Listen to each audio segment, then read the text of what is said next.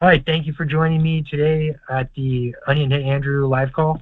Today, what we're going to do is talk about what is magnetism and how to demagnetize yourself, how to build electrical components that you can wear, and basically why you should and how it works. And we're going to cover that more and more and more as these live shows progress. But right now, we're still kind of building the foundation of why these things are so important in the paradigm that I've been presenting. And the paradigm that I've been presenting, if you're a newcomer, is to overcome directed energy weapon attacks. I'm not saying stop them, because you can't control people aiming weapon systems at you. As much as I wish you could or I could, you can't do that. But what you can do is you can overcome the effects of them when they interact with your body. To do that, it's a 3-step process. That's what I've been calling the paradigm. The first step is deactivating implants by using EMP devices. That's electromagnetic pulse devices. The second, which is what we're going over today, is how to demagnetize yourself by wearing electrical components that you can build easily and cheaply. Cheaply, is that a word? I don't know. The third step is detoxing nanomachinery.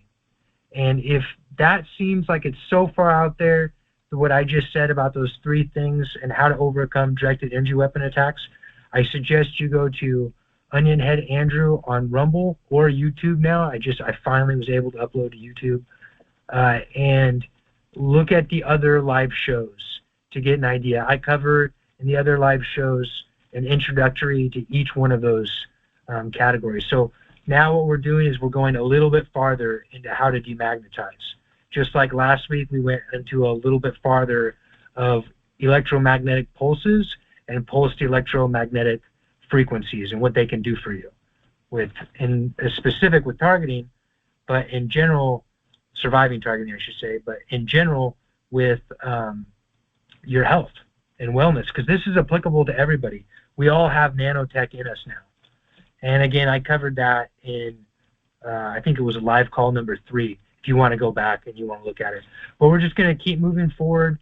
And as we keep moving forward, we're going to flush more and more and more of this out, of all those 3 steps. And we're just going to keep hitting it over and over and over until people really understand why I'm saying what I'm saying and what can that do for you, and just how much of a gift it has been to me through the grace of God to figure all this out. And it's been like that movie Slumdog Millionaire, where the protagonist just stumbles across the right answers because he's had all these life experiences. I think that's how all of our lives are. But I don't want to get off on the weeds on that. But either way, it's literally a gift from God that I feel I have to share with all of you. So we're just going to keep hitting it.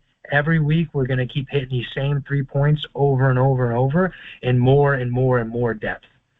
And as we, get to more and more and more depth, then many of the people listening to me right now or in the future or in the past will have their own ideas about what I'm talking about, how to build better EMPs, cheaper EMPs, using easier to find things instead of stun guns. Stun guns can be hard to find. How to detox nano machinery better and quicker. Like, for example, the way that I'm detoxing nano the quickest and the most efficiently is by fasting. And I just found another thing recently, carbon, breaking up little pieces of burnt wood and putting that in water and drinking that while you're fasting or before you fast or after you fast or whenever, really. It helps break apart a lot of this nano in the upper intestine, the lower intestine, and all of that. The colon.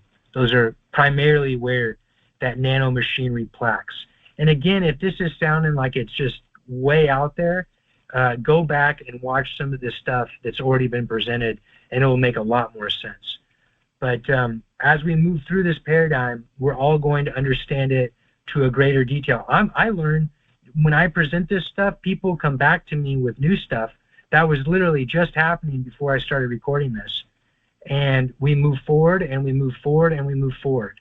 So the more we cover this, the greater depth we cover it, the better we're all going to get at understanding what's happening to us as targeted peoples and what's happening in society.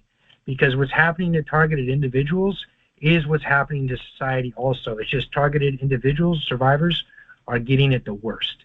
We are getting the full directed energy weapons grid and the aerosols that are in the chemtrails released locally, and the counterintelligence, the military contractors, all that stuff. But all of society is getting pieces of that. We're just getting it the worst, the absolute worst of anybody outside of people in war zones. And that's more or less what targeted individuals are. They're put in a war, an individual war, where it's one, this is what the people that are doing this to you, where it's one versus group teams of human traffickers, right? And they're just trying to engage on every front possible. But if you've seen since COVID, that's happening to society too. It's just that society, almost by definition, is a crowd, and people can't be specifically targeted in the crowd efficiently as of right now. But that's why people are being targeted, is to develop these weapon systems so they can be attacked with automatic weapon systems using things like AI and machine learning and all that, individually, one by one, like it's happening in targets right now. Okay, so enough ranting aside, because I could sit here and rant forever, and I mean, all of us could, all of us that have these experiences. We're going to get right into the presentation, and then afterwards will be the Q&A. Okay, so share the desktop.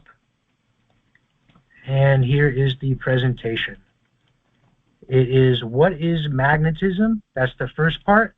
And then we're going to go quickly after that into how to build these things that you can wear.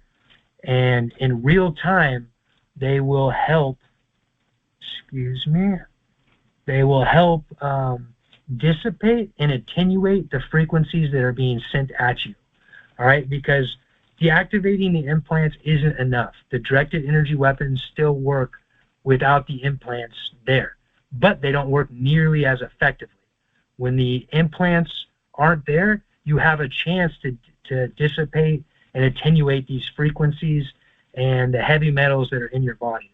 When the implants are there, when you breathe these heavy metals, and every target is going through this, regardless if you are experiencing it consciously or not, I guarantee it that 99.9% of you are having aerosols released in your near environment. All right, they do that through chemtrails, they do that through cars, they do that through dryers, fireplaces, they do that through sewer systems, they do that through a variety of means. When you have the implants going, what happens is a low pulse, low magnetic pulse sent from directed energy weapons hits that implant converts that magnetic field into a dielectric counter spatial field. So that pulls, basically, long story short, that pulls heavy metals to that area. That's why the paradigm is first deactivating implants. If you don't deactivate implants and you demagnetize your body and detox nanomachinery, you'll still be much, much better off, but you won't have that disconnect that I'm experiencing right now. Currently, at this moment, I'm being heavily attacked with directed energy weapons, aerosols, you name it. These people are doing it because of this information. And it was even before I started presenting this information, it was because that I had learned this stuff, right? And the only way I'm able to stand here and present to you is by attenuating these frequencies in real time, detoxing the nanomachinery, and of course, not having those implants function. So moving forward, what is magnetism? And we're using the etheric model here, and there's a reason we're using the etheric model. It's because for our purposes, it will help you more than anything else. As far as other theories, like the Einsteinian theory about the, particle theory. The Einsteinian theory is the, oh man, it's totally eluding me right now, but the whole dark space, dark matter, And I personally think that's nonsense. Big Bang Theory nonsense. Anyways, all that stuff, I'm not saying that I know for sure that's all wrong. What I'm saying is, for our purposes here today, this etheric physics is going to help you so much more than all of that.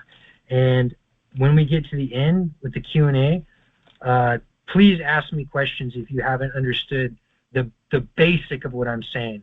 It gets more complicated, obviously. And I could add layers of complexity to this as I speak. But right now, we just want to understand the basic. So what is magnetism? Well, reality consists of ether and etheric disturbances. Okay, so like imagine a paint, right? A very thick paint that's everywhere. It's like air. Imagine air, but thick. And everything in that air is manifested from that air. Okay, so now we're already getting confusing. Ether is a super compressed material. And as that compressed material, it expands, we experience it. That's what I mean with reality is etheric disturbances. So I'll say that again so you can really hear it. Ether is a super compressed material. Tesla famously said that you could power everything within an inch by inch of space. Everything that's ever in the world that's ever come to be or ever will come to be. If you could tap the ether, you could power all of it in just an inch by inch space. And what he's really talking about is that the ether is infinitely compressed before it is disturbed. As it's disturbed, it becomes less compressed. What is compression? It's the what we experience here in the material world is compression is the closing of particles, the density of particles, right? Whether that's like certain types of rocks versus other types of rocks, or foods, or even just our own bodies. We can put our own bodies under compression in certain situations, like working out, for example. But not to get too far on that, all we really need to understand right now is that ether is the substrate of everything, and everything manifests out of ether. And ether, before it's disturbed, is infinitely dense, okay?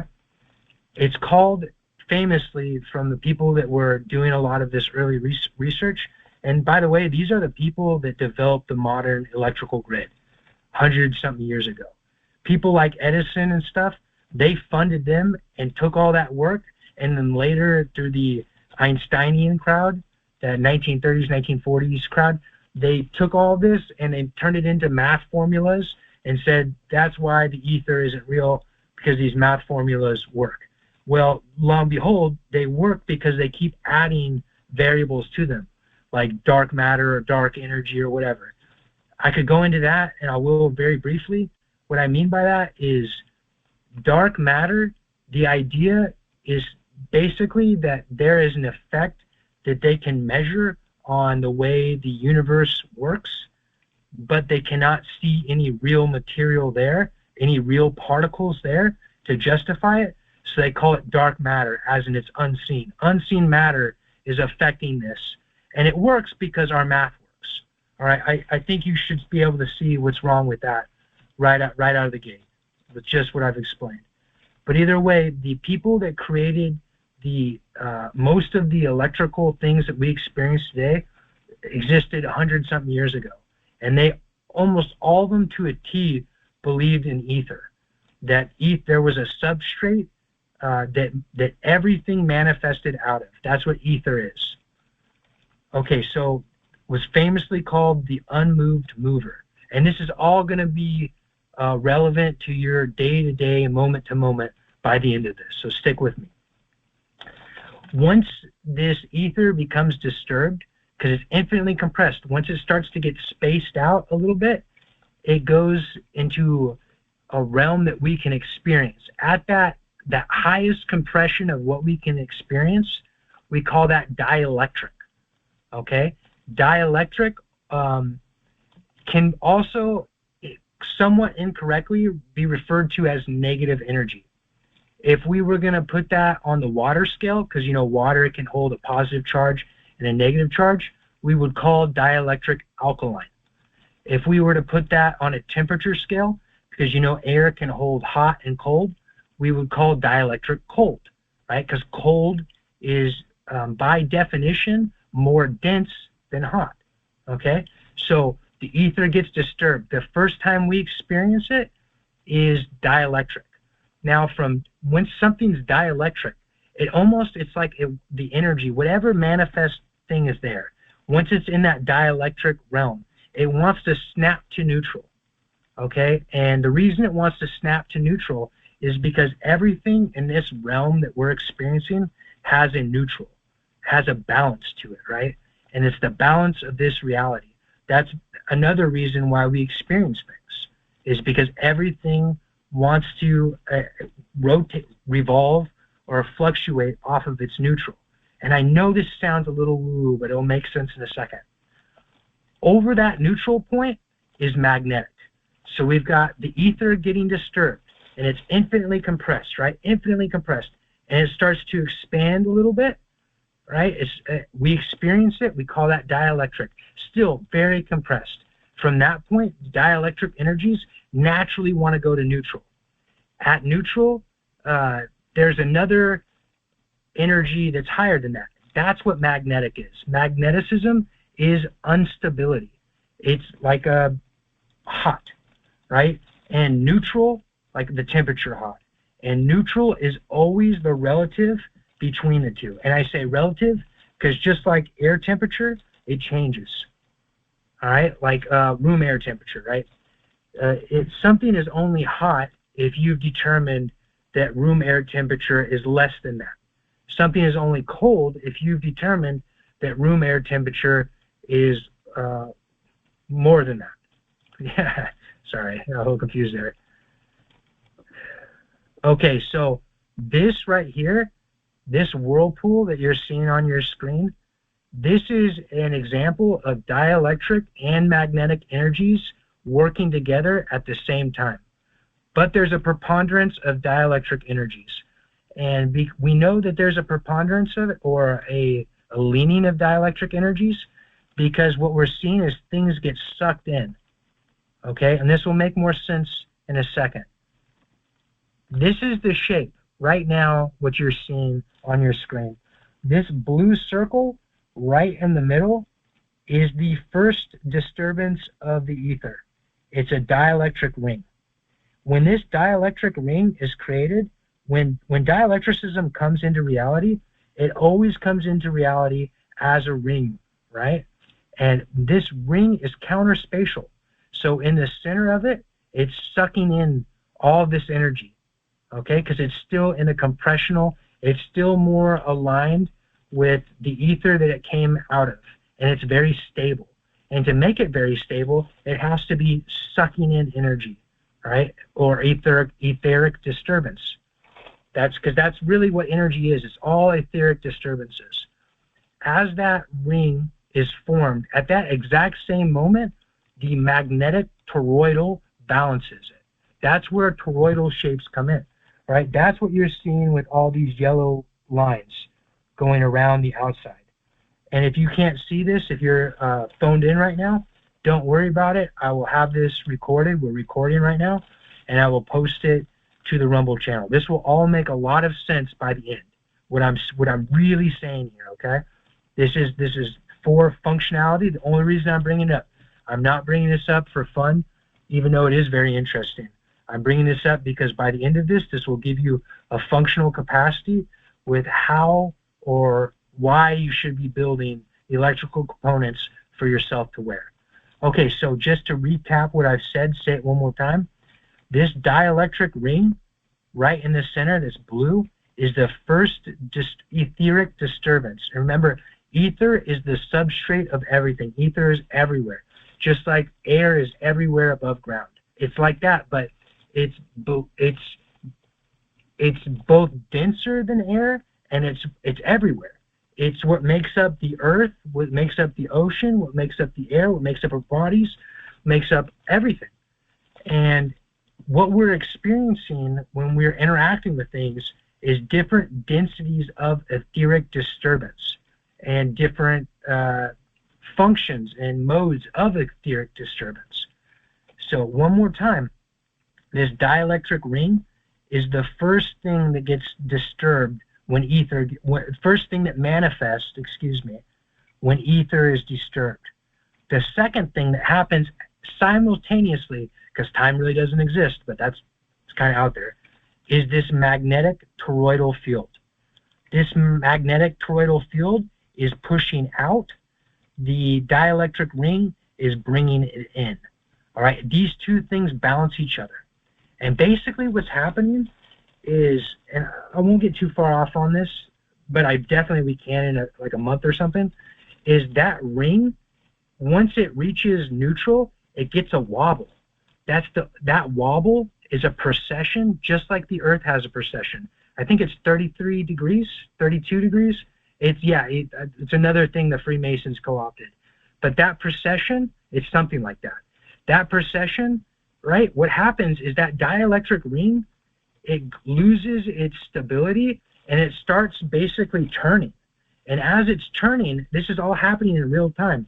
It's creating these spirals going out. That's what forms the magnetic toroidal. So the dielectric and the magnetic are not two fundamentally different things. They're both the same etheric disturbance at different pressures. In a compressional state, it forms that stable dielectric ring. In a tensive state, which is to say expansive state, it forms the magnetic toroidal. And it's those two things in balance that give us everything that we see. And again, it's not just that they're being balanced, we're seeing different densities of it, different levels of disturbance of it. For example, air, when we talk into it, the reason you're hearing me right now is I'm sending compressional wavelengths, which is to say it's a dielectric effect that's rippling the air, okay? But light is also an etheric disturbance, more or less the same way. But like, say, magnetic would be, I'm trying to think of something really simple that's not directed to energy weapons. Magnetic is how your Wi-Fi works. All right, that's a transverse wave. It's a totally different wave because it has a preponderance of the toroidal shape to it. The auditory, the compressional waves that we call sound, has a preponderance of dielectricism. We could get really off on that, but that's why the whole magic exists with what you speak into the world. That's the idea behind it, is this dielectric and magnetic relationship with the ether. So this is huge. This is absolutely huge. Once you understand this, it will give a lot of the deepest questions you had about reality. It will start to solve them as you work on them. This right here, it's a spinning gyroscope for everyone who can't see. It shows us the precession. That center ring that's spinning of the gyroscope, that's the dielectric ring. As the faster the dielectric ring spins, the more stable the gyroscope is. As the flywheel in the center slows down, the gyroscope's precession becomes greater and greater and greater. And you can see how it goes from a preponderance of dielectricism to a preponderance of magnetism, and then falls down and enters a new neutral state, which is to say, a new state of rest. All right, so we can see this manifest everywhere in the macro, in the micro. You can see this in earthquakes and tsunamis, those big events like that. You can see it actually very clearly, and how tornadoes form. It's endless. It literally is endless. And it can be as small as how computers work, right? Which doesn't sound that small now that I said it. Or as small as how you cook your food. It's always ether being disturbed and moving from that ultimate compression point that we can't even register because it's that compressed. We literally cannot even experience ether at its full compression. But as it starts to space out, we experience it in the dielectric. that snaps to neutral, and then above it is magneticism. And that energy, it likes to flow back and forth over a neutral point, again, relative to whatever system we're talking about. For example, the weather, I brought this up a few times already, but the weather changes every day. So the neutral point in which these energies fluctuate changes every day. And that's what gives us our base temperature. So our base temperature for any given day is the neutral point for any given moment of any given day. And the spikes, like if a high pressure system comes in, high pressure, compressional, that's what high pressure means, it's usually going to bring with it cold. Not always, because there's other factors in play, but usually. A low pressure system is usually going to bring in with it hot. Or maybe I said that backwards. But either way, let's not get too far off on this. I'm not a meteorologist. I might have said that backwards. I need to think about that a little bit more. But either way, it's these high and low pressure systems is the fluctuation off that mean temperature that ends up changing the temperature, changing the neutrals as the day, the night, the next day, so forth continue. All right, so this is the shape that I've been talking about for everyone can't see. The toroidal is the white lines on the outside. That's that spherical shape. The red and the blue lines is the dielectric energy losing its stability and forming these toroidals. That's how that works. So the hourglass shape right there is counterspatial, more or less, meaning that that's dielectric energy getting sucked back in, and the spherical shape is the toroidal. The toroidal is the magnetic energy. Okay, this is all going to make sense in a second. I'm not just telling you this out of a fancy. And then I already used the temperature metaphor a few times. Dielectric energy is concentrated and stable. Magnetic energy is expansive and volatile, right? Because it's losing its stability. When the two rapidly change, a great effect takes place. Hurricanes, tornadoes, storms, lightning strikes, but again, also electricity. The electricity that you're getting right now into your house is these two fields being pulled apart from each other and polarized. That's what polarized means. They're being separated from each other, and it's through that separation from each other that they want to explosively interact, because they both want to go back to neutral, and they end up revolving around each other very, very, very quickly. And that's how lightning forms too. Is this great polarization of a dielectric field, which is stable and counterspatial, and a magnetic field, which is expansive and unstable. Okay, again, this is not me just saying this. There is a reason. It's relevant because directed energy weapons are almost always, they're always magnetic fields and or dielectric fields. 9 times out of 10, they are magnetic fields. And I put a question mark there if you can't see it, because I don't really know. I'm just going off the experiences of interacting with these things, right?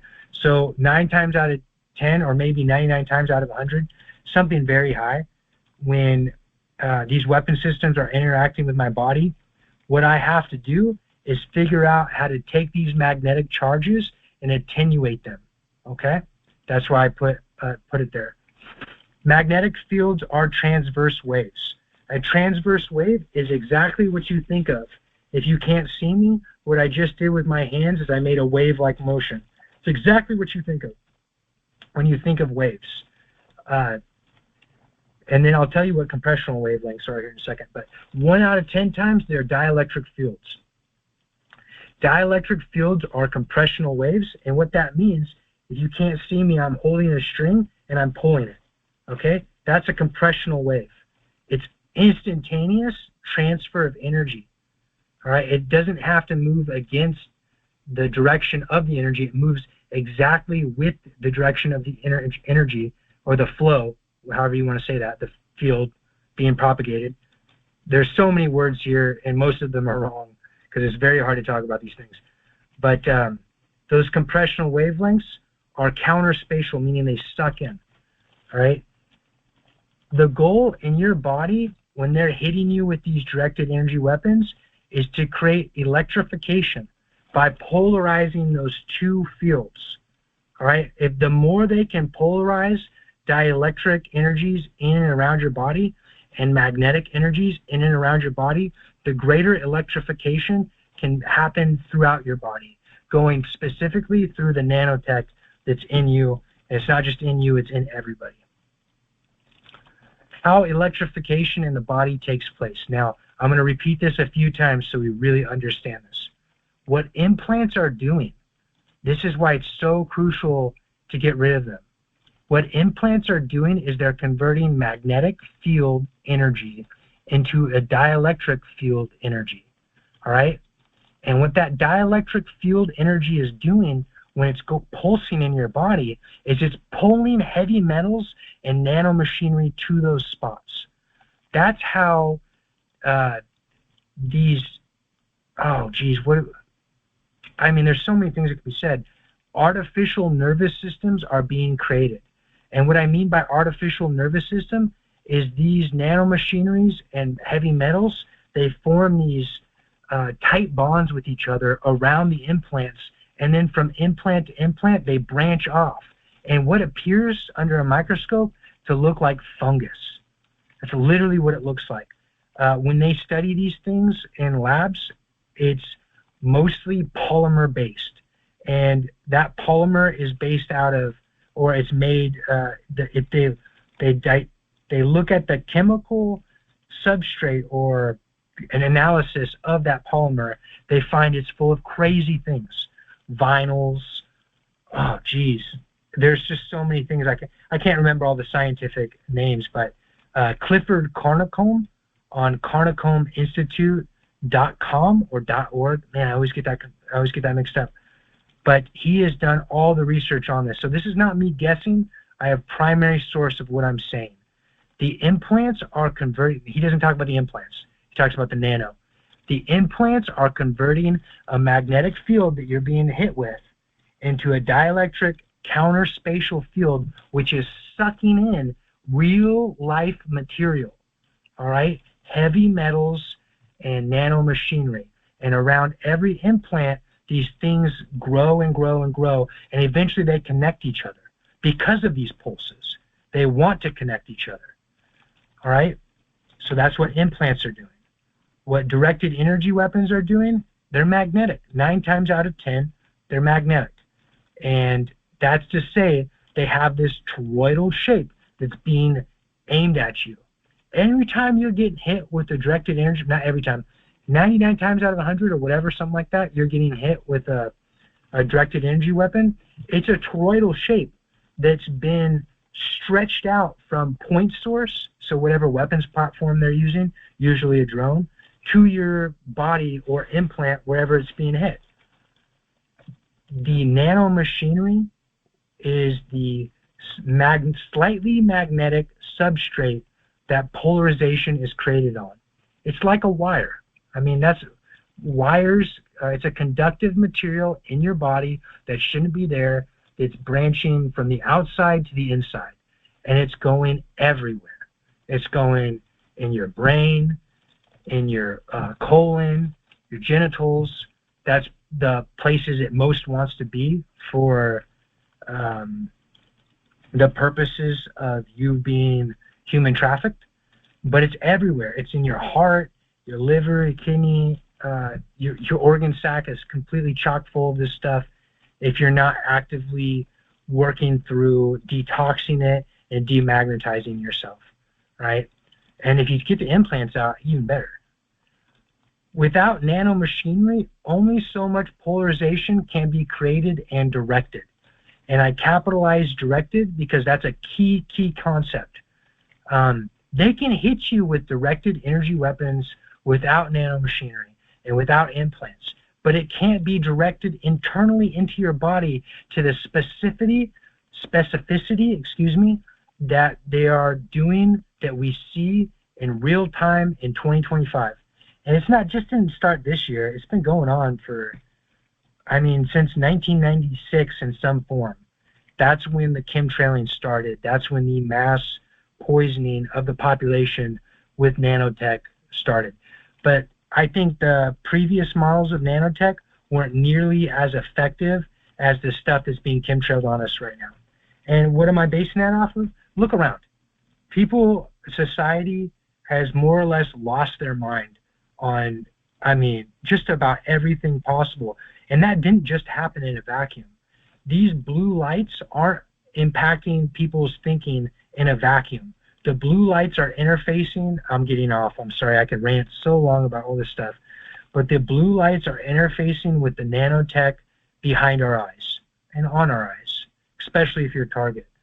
I go over that in a different video, in a different presentation, because that's a whole nother conversation. So just put that away. Without implants, more personnel and weapons are needed. Implants makes the job easier. When they don't have implants in those areas, you're talking about managing directed energy weapons systems to move around particles and keep them in place, which is almost impossible. Now, they can aim dielectric weapon systems at you too. They will operate like the implants, but they won't be nearly as effective as the implants. And if they're not as effective as the implants, then how is the nanomachinery artificial nervous system going to form accurately? And then, of course, without directed energy weapons, none of this would be, they would not be able to convert that magnetic energy into a dielectric field that would pull the metals around your body and form the nanomachinery.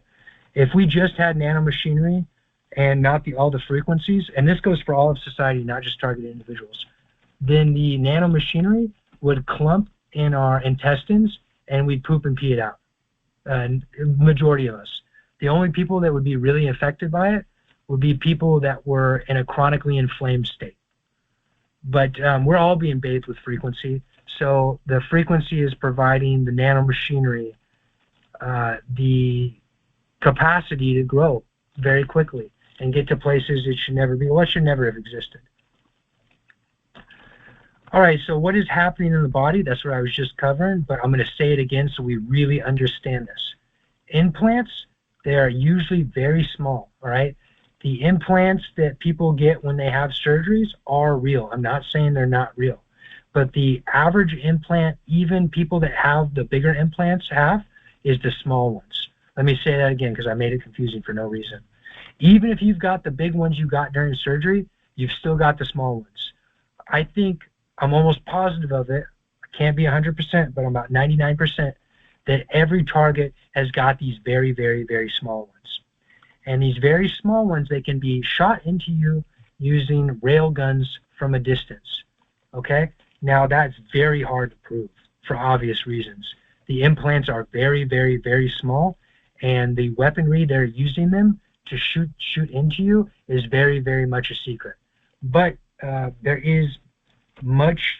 has been much funding that has gone into both categories that we can very easily source. All right, so just throwing that out there. But they're very small and they're located all over your body. And what they do is they anchor and direct nanomachinery heavy metals by pulsing a counterspatial electric field. Okay, and there is actually a way you can prove where the implants are. What you do is you get an induction heater, an induction heater, induction heater. And that's one like they'll use to remove bolts. If you just Google that right now, you'll see exactly what I'm talking about. It's an induction heater. And then you get some like a carbon felt pad, like they would use like a soldering pad, SOLDERING pad, all right, a soldering pad. And what the soldering pad is, it stops the heat from the induction heater. And if you press that induction heater to your body with the soldering mat in between you and the induction heater, what happens is a magnetic transverse toroidal field forms.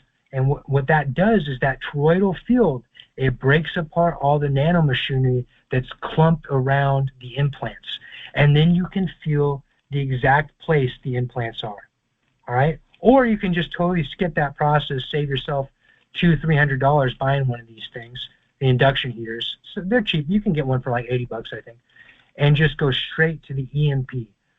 Using the electromagnetic pulse will stop the capacity of the implant from taking that magnetic field that it's being hit with from externally from the directed energy weapons and converting it into a dielectric field. It stops that process, right? It doesn't take the implant completely out of commission.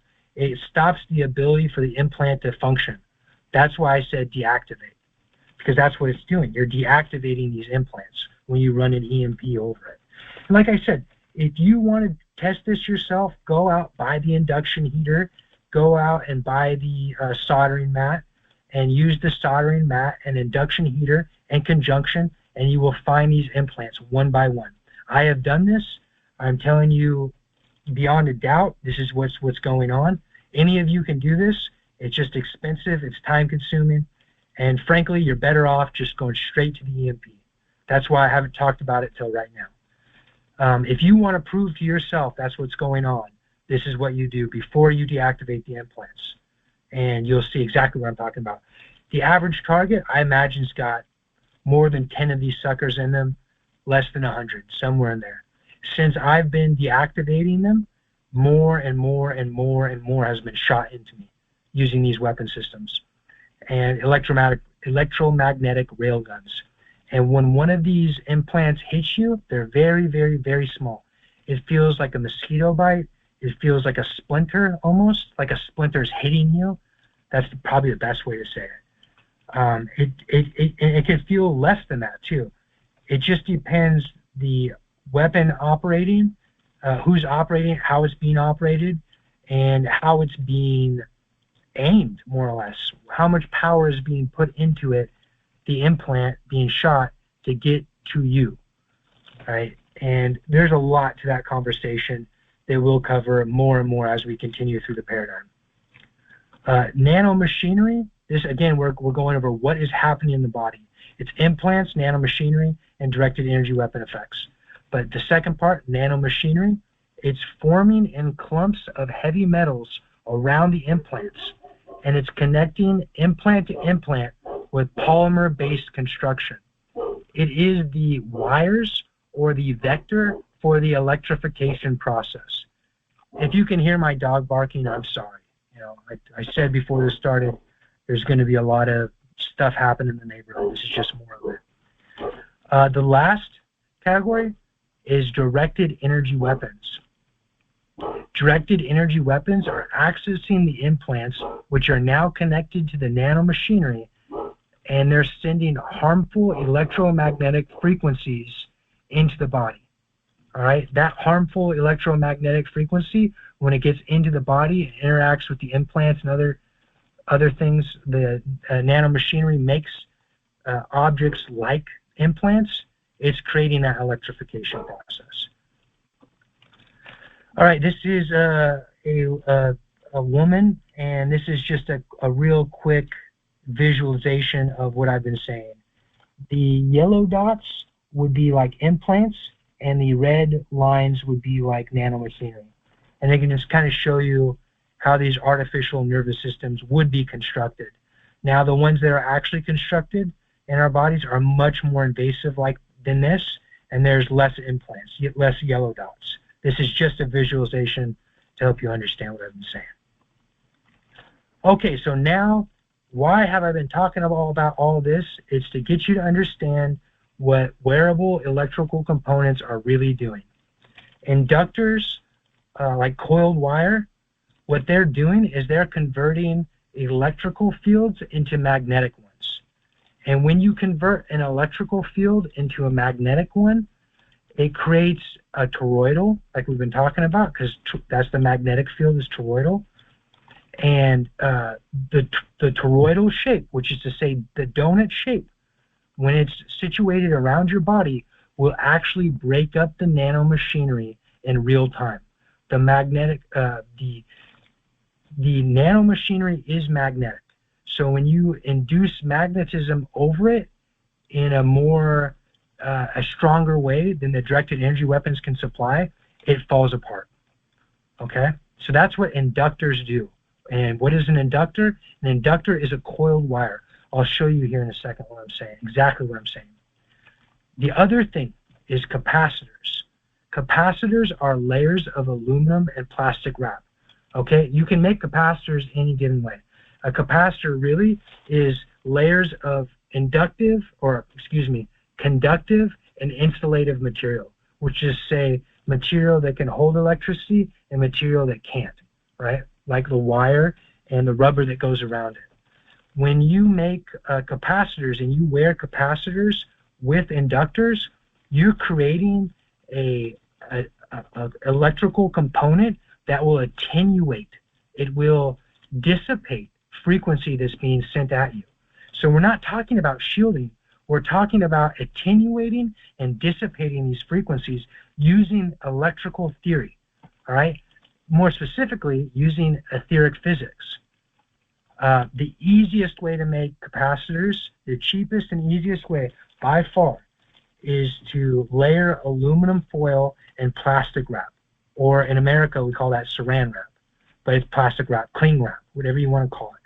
And when you insulate the aluminum perfectly from each other, from the layers of aluminum, so you go aluminum, plastic wrap around it, aluminum, plastic wrap around it, aluminum, plastic wrap around it, 3 layers, 3 sets of material, you have yourself a capacitor. When all of that, when you've got all those layers contained within the plastic, then you just cover it with something that will ensure it doesn't fall apart, like duct tape. Duct tape's the easiest thing to use. You could use any tape. You could potentially use paper. You could potentially use silicone or glue. You could use a lot of things for that last layer to keep it all together. When you combine these things, then it really takes off the ability to build and have EMF armor, electromagnetic frequency armor. So at the end of the day, what this armor is going to do is it's going to break apart the nanomachinery that's constantly forming in your body, because the aerosols, the chemtrails, the corporate food that we all are ingesting 24/7, and it's going to dissipate the frequencies being sent at you. But I got a little bit off the presentation. Excuse me. The induction in general, just to really hammer this point home, I don't want to step over this, that's why I have to take a step back, is induction is taking electrical fields or dielectric fields, it's the same term roughly, I should have put dielectric there, dielectric fields into magnetic fields. That's what induction is doing. And induction is a coiled wire. Where is this dielectric field coming from? It's coming from the ambient energy around you, as you move around, as you just exist in reality, and your body. And it's turning that into a magnetic field preponderance. So there was a neutral point in which these things were balanced, the dielectric rings and the magnetic field toroidals. And when you coil wire, you're giving the ability for ether to stay in the magnetic toroidal realm, okay? Or to oscillate in and out of the magnetic realm quicker than it did without the coiled wire. That's what induction is doing. And what capacitance is doing is the opposite. Capacitance is taking magnetic field and turning it into a dielectric one.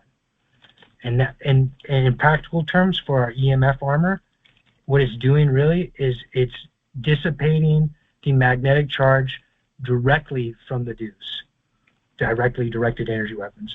It's coming pinpoint from the directed energy weapons. It's literally dissipating that into null, especially when they're combined.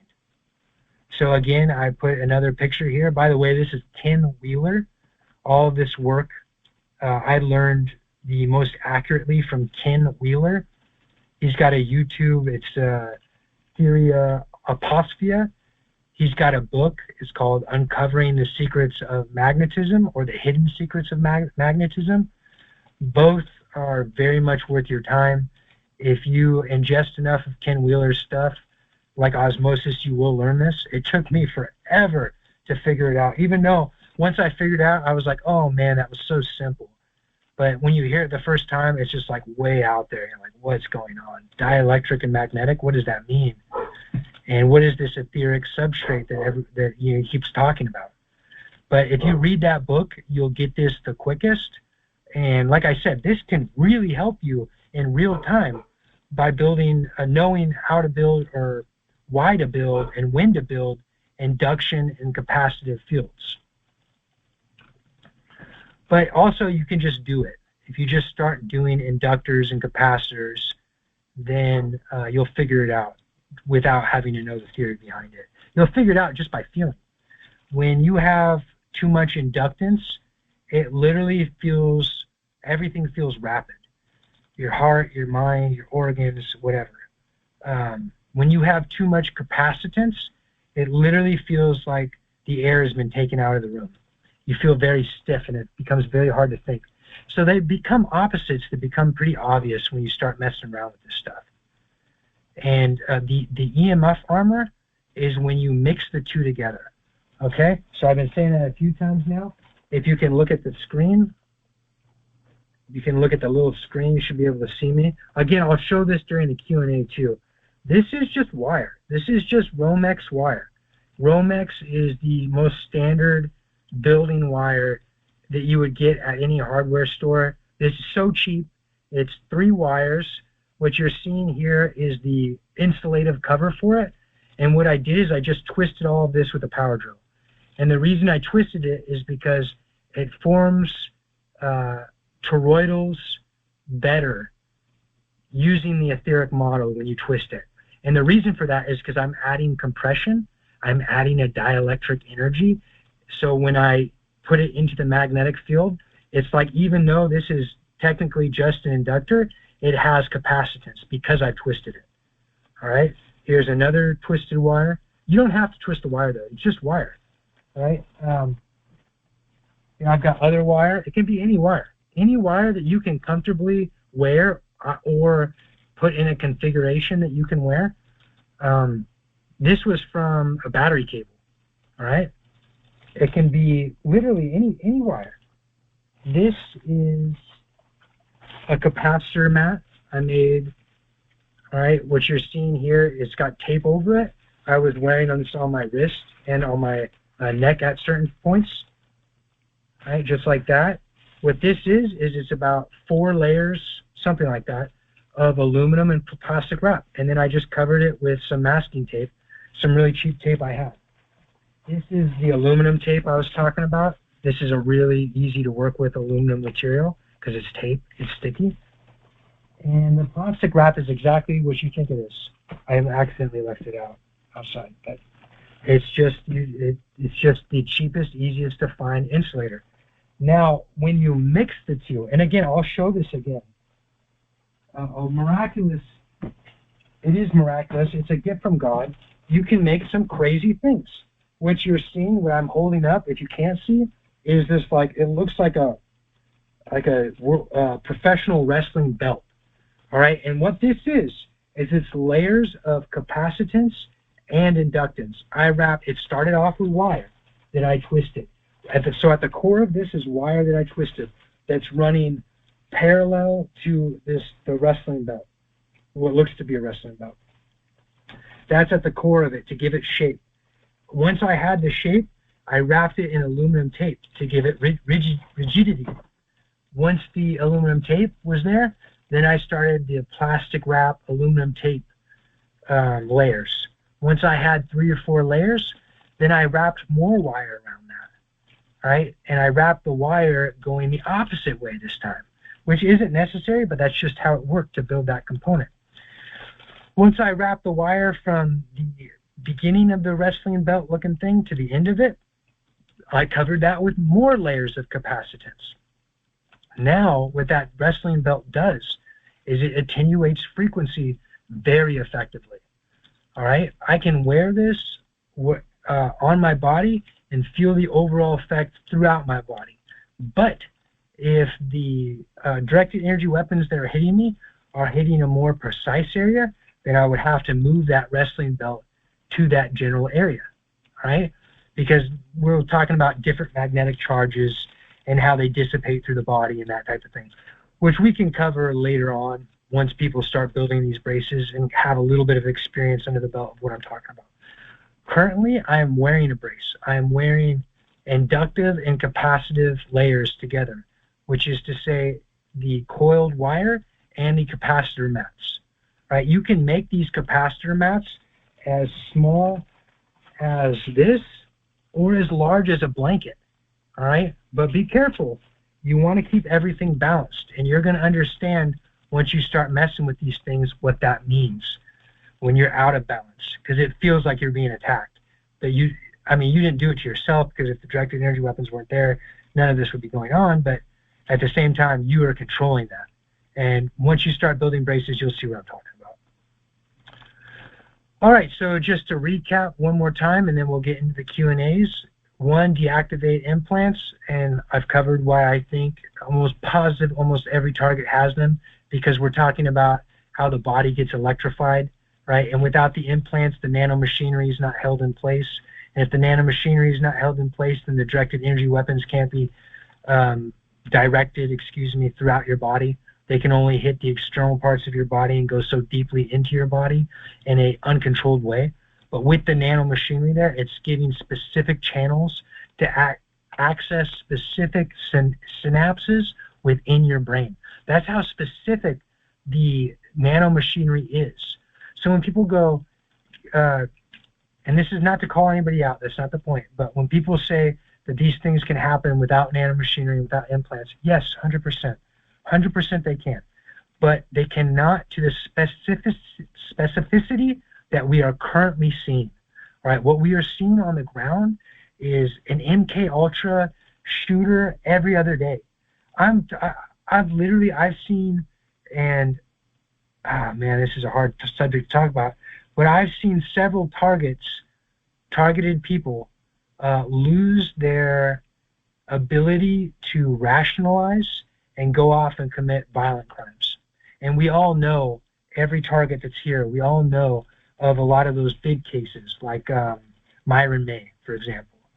All right, so that's what we're seeing on the ground, is this hyper specificity, excuse me for messing that word up consistently, that's literally controlling, not control isn't the right way to say it, inflaming specific areas of the brain at specific times. So the paradigm, deactivate implants, because the implants are acting as anchors for the nanomachinery. 2, demagnetizing the body, which is what we just covered, wearing these electrical components, making these braces. The idea is you want to make a brace that you can take off and on in a short amount of time. The one I'm currently wearing, I can get off in less than a minute, and it takes me about 3 minutes, 5 minutes to put on, depending. And I got a lot of pieces to it because I'm getting hit heavily because of this information that I possess. Right? These people really, really do not want me talking about that. And who are these people? These people, where I'm located, are FBI contractors and subcontractors. They're human trafficking gangs operating with some federal coverage. I don't know how else to say that. And the last part of the paradigm is detoxing heavy metals and nanomachinery. Because once you have the implants dealt with and in real time you're demagnetizing the body, your body can still build up with nanomachinery. And the nanomachinery can operate like implants and can keep you in a magnetic state by itself if you don't keep that in check. If you have a sugar habit, if you have an alcohol habit, if you have a smoking habit, and what I mean by habit is you are just going out, I don't want to cast judgment here, but you are heavily involved doing those things, then it can very much, nanomachinery can proliferate in your body and make you accessible externally by the directed energy weapons for these specific outcomes. So that's why all 3 of these things are necessary. Of course, there's more to this than what I've talked about today. We will continue going deeper and deeper and deeper into this until I have nothing left to say about all of it. And at that point, somewhere in this process, you all are going to start telling me things. and I'm going to start, and it's already happening, and I'm going to learn more and more. So we might never get to that point where we learn everything there is to know about getting this crap out of us, off of us, and getting off this kill grid and this new type of slavery and this new prison system that they want to put on us. It's wrong in every single way, and we all stand to suffer for it existing. So I'm going to go ahead and I'm going to take off the share, and we're going to open this up to questions. So let's try to be orderly, let's respect each other, and also try not to talk about things that would traumatize other people. All right, and it happens. I know it's going to happen. So I'm not going to be upset if it happens, but just try not to, because a lot of these calls are just absolutely plagued. A lot of these conferences are actually just with just these horror stories, and we all have horror stories. So I'm going to open it up, and any questions, let's try to stay on point with the paradigm and specifically demagnetizing the body. I have a question. For light beer week or no alcohol at all? Alcohol helps grow the nanomachinery very effectively. So do with that what you will. So it's best not to drink alcohol at all. Yeah, it's also best not to drink soda at all. But I'm not perfect either. You know, nobody is. And there's a time where I'll drink soda. You know what I mean? So take it with what you. Thank you. Nano, Andrew? can I ask you? You just did some examples when you were putting together, but you had us on video, so we did not get to see any of it. Oh, I thought you saw me in the little screen. I'm sorry. No, you had it on the video with the, what you're talking about was on there on the screen, set there, but you were doing certain things. And you were saying, this is how this goes, this is how that goes, but we couldn't see how you put it together. Okay, I'll do it all again. I'm sorry. On the recorded version, it's going to show my little screen. That's why I thought. I'm sorry. Okay. So here, I'll do it right now. This is some wire, right? This is Romex wire. This Romex wire is Romex. It's very, very cheap. Okay? You can get this anywhere, any hardware store. This would be a good wire to use as an inductor. Okay, so that's the first thing I said. That's supposed to be bare wire, right? No coating on it. No, there can be coating on it. In fact, I use the coating to add compression to it. Now, from a safety standpoint, as far as having these things on your skin, I don't know, to be completely honest. What gauge is that? What gauge is it? It doesn't matter. That's what I was saying during the presentation. This gauge is 14 or 16, to answer your question, but you can use any wire that you can find. All right? I just use Romex primarily because it's so cheap. It's so cheap and easy to do. All right? That's why this is your best inductor.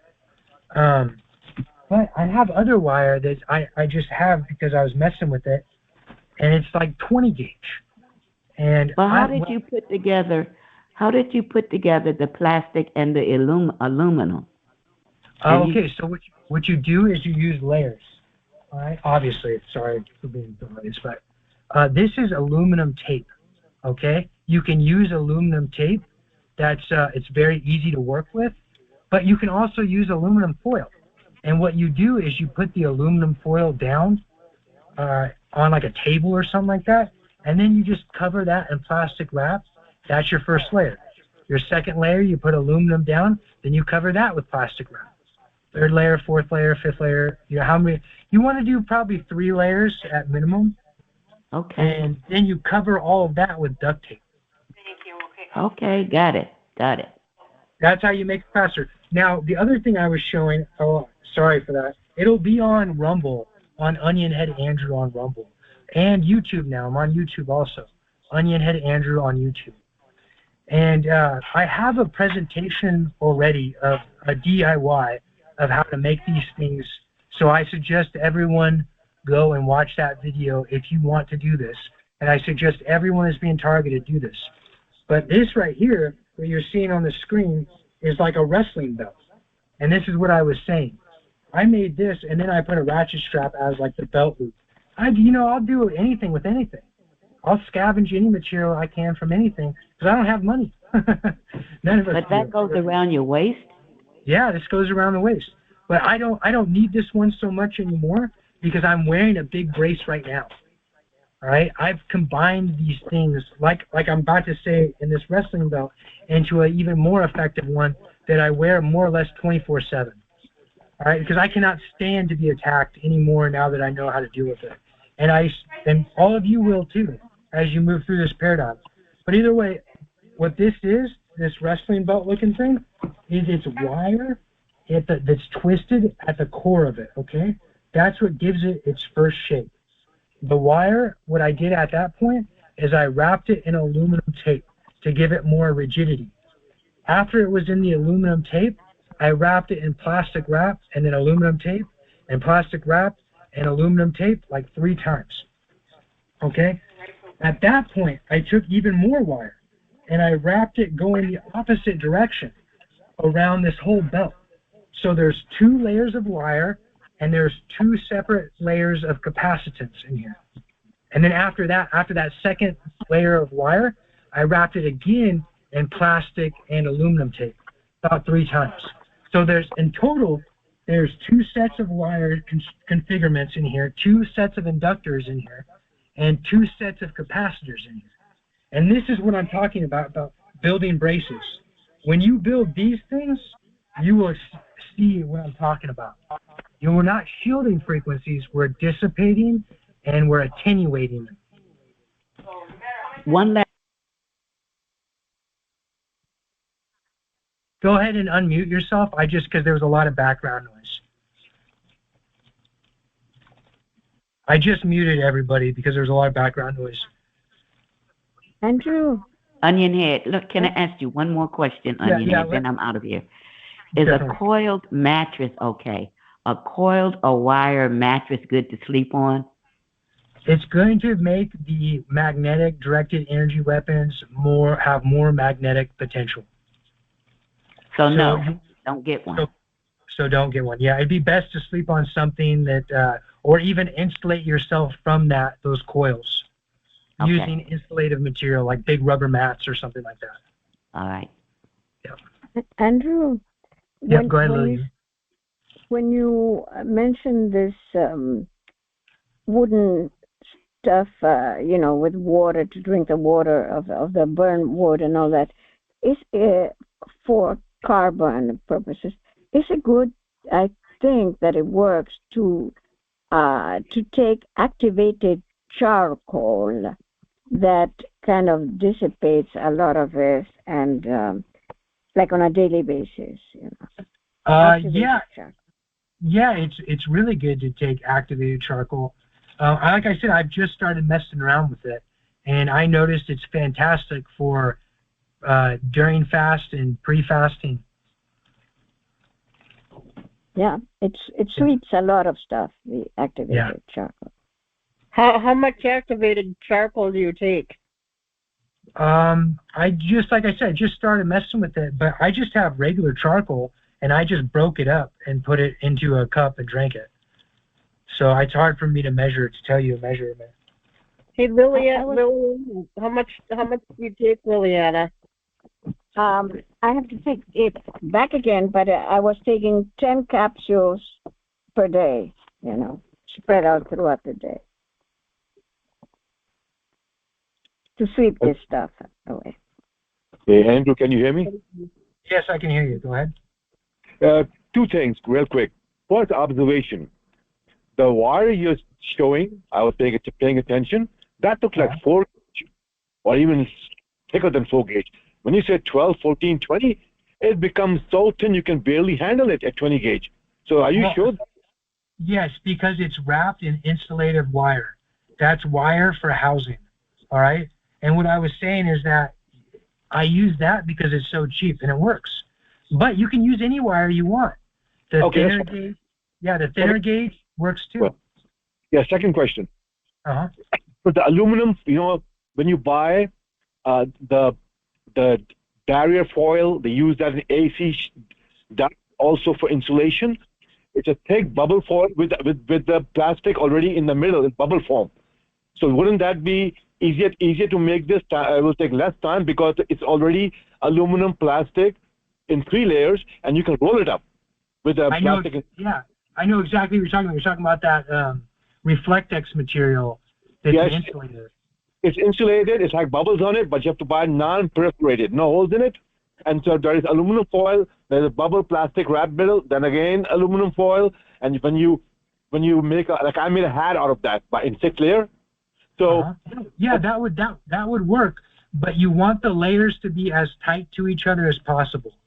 So the closer you can get the layers of aluminum to each other, the more effective it's going to be.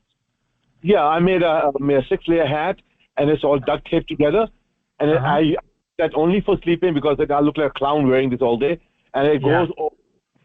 I usually put a 100% cotton towel over my head. Then I put a hoodie which is made out of lead.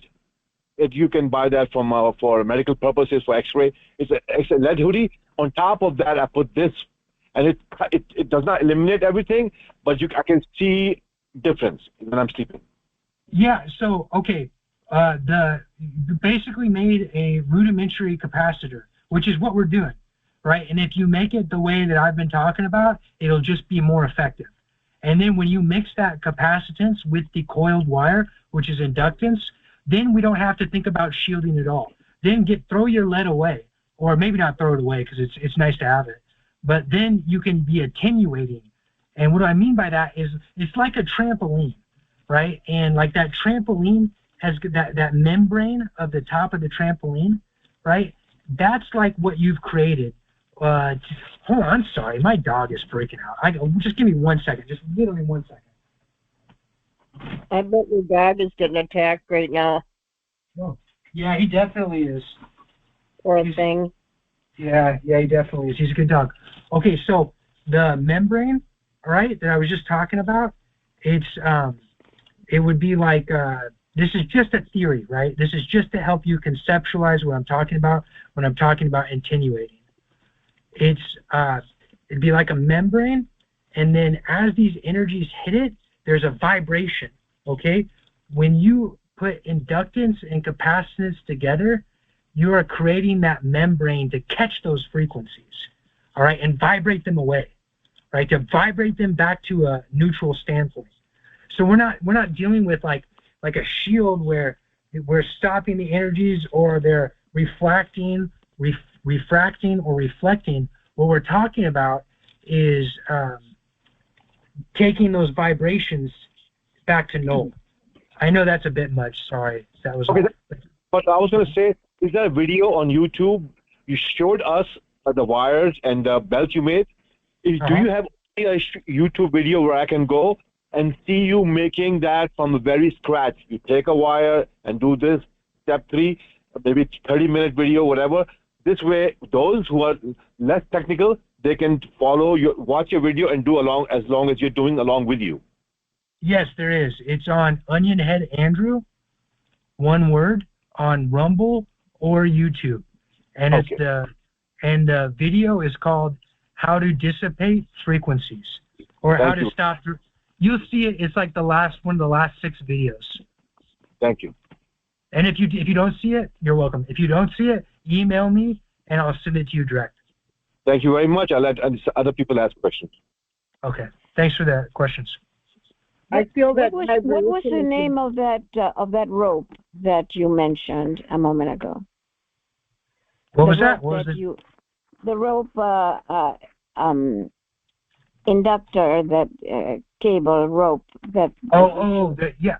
You can use any electrical wire. I want to repeat that. But the one I've been using, because it's so cheap, is called Romex. ROMEX. And you can find that at any hardware store. It's so cheap. And you can use any gauge, all right? You can use any electrical wire. So use the electrical wire that's around you and just start messing around with this. Inductors and then start making capacitors around those inductors. Excellent. Thank you. With my copper cone. When I'm getting it off of me, I can feel it. It's like a gun. Yeah, the copper cone is, it does stuff, but it's not as effective as what we're talking about right now. But there is an effect. It's got to do with the shape of it. It's a longer conversation for another time. Saved my life, let me tell you. Yeah, I'm glad you're getting relief from it. If you use the inductors and capacitors, you'll get even way, way, way more relief. And it's not to say what you're doing there isn't some truth to it, but what I'm talking about is just way, way more effective. There's a whole... Okay, very good. There's a whole science behind what I'm saying. I'm not just guessing. I believe you. It's just a whole nother topic. It's got to do with shapes. Mm-hmm. Thank you. I have two short questions. Krista here. Hey, the thing about shooting stuff remotely into our body, which I know we've talked about, I've experienced and you've experienced. Do you think wearing like long sleeves and covering up the skin is helpful at all? So far, the only thing I've seen that blocks that is metal. And then I'll give a quick story of how that didn't even block. When I was in Nicaragua, there was literally people crawling on the tin roofs to shoot me through the metal roof. But they literally had to crawl right up onto the roof and shoot me directly through it for that to work. So metal roof did stop it from the drone. Metal stops it, but they can still get around it if they're right on top of it. Interesting. Okay, second question is, what benefit is it that my neighbors have in the apartment next to me? I share a wall in the kitchen. When my back is turned, I always get shot in the back with something through the wall. What benefit do you think that they have in doing that? What you mean, like, are they getting paid?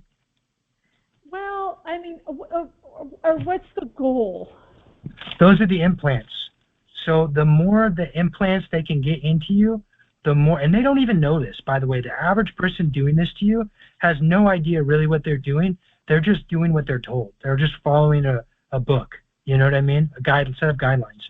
But either way, those implants they're shooting into you, more often than not, it's either that or they're shooting chemical solvents into you. And I just, like, why would they do that when they aerosolize the chemical solvents 99 times out of 100? So I would assume that the average time you're feeling that, you're getting shot with a little implant, and the benefit they get from that, especially if you've been using a stun gun, is they can reestablish those anchors for the nano machinery. And again, they don't know. The average one, they have no freaking idea about the nano machinery, because if they did, the majority of them would be freaking out, because it's in all of us. All right? There's a literal genocide going on. All right, I'm going to mute everybody again.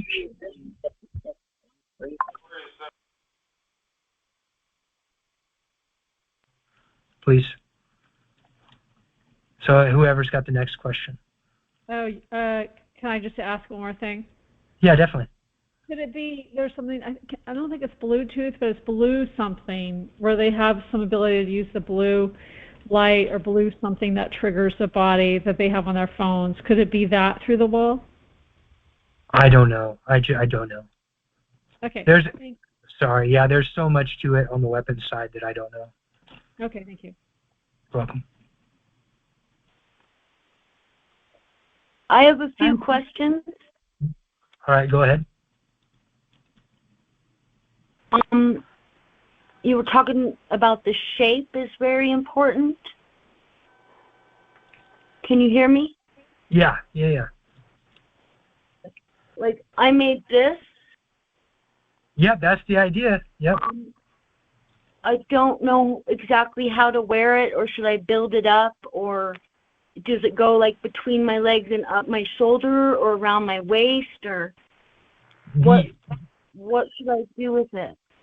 The easiest way to build these things is to build them so you can wear them and take them off, right? So on and off as quick as possible. So for that right there, that's a good start. Yeah. Now you understand the idea. But maybe next time, build it with your torso in mind, to keep it around your organ sac. Because when you build the inductor capacitor around your organ sac, you're going to get the most out of it. What's that? I want it in this plane, like around me. Yes. Instead of this way, or okay. You'll get the most out of it perpendicular to your body, but it literally can be whatever you make work or whatever you need. The one that I watched on Rumble was like this kind of circular shape that was dipped in and out and in and out. Mm-hmm. It wasn't exact. I was wondering how you wear that. I'm wearing it right now. I'm wearing it across here. I'll show it. I'm wearing it. I'm wearing this. Yeah, it's like that. I'm wearing it over this shoulder and under this, right? And it's creating the top of the brace. So it's however you need it to be configured, and you'll figure out as you move it around, what you need. Do you have an example of what a direct energy weapon looks like?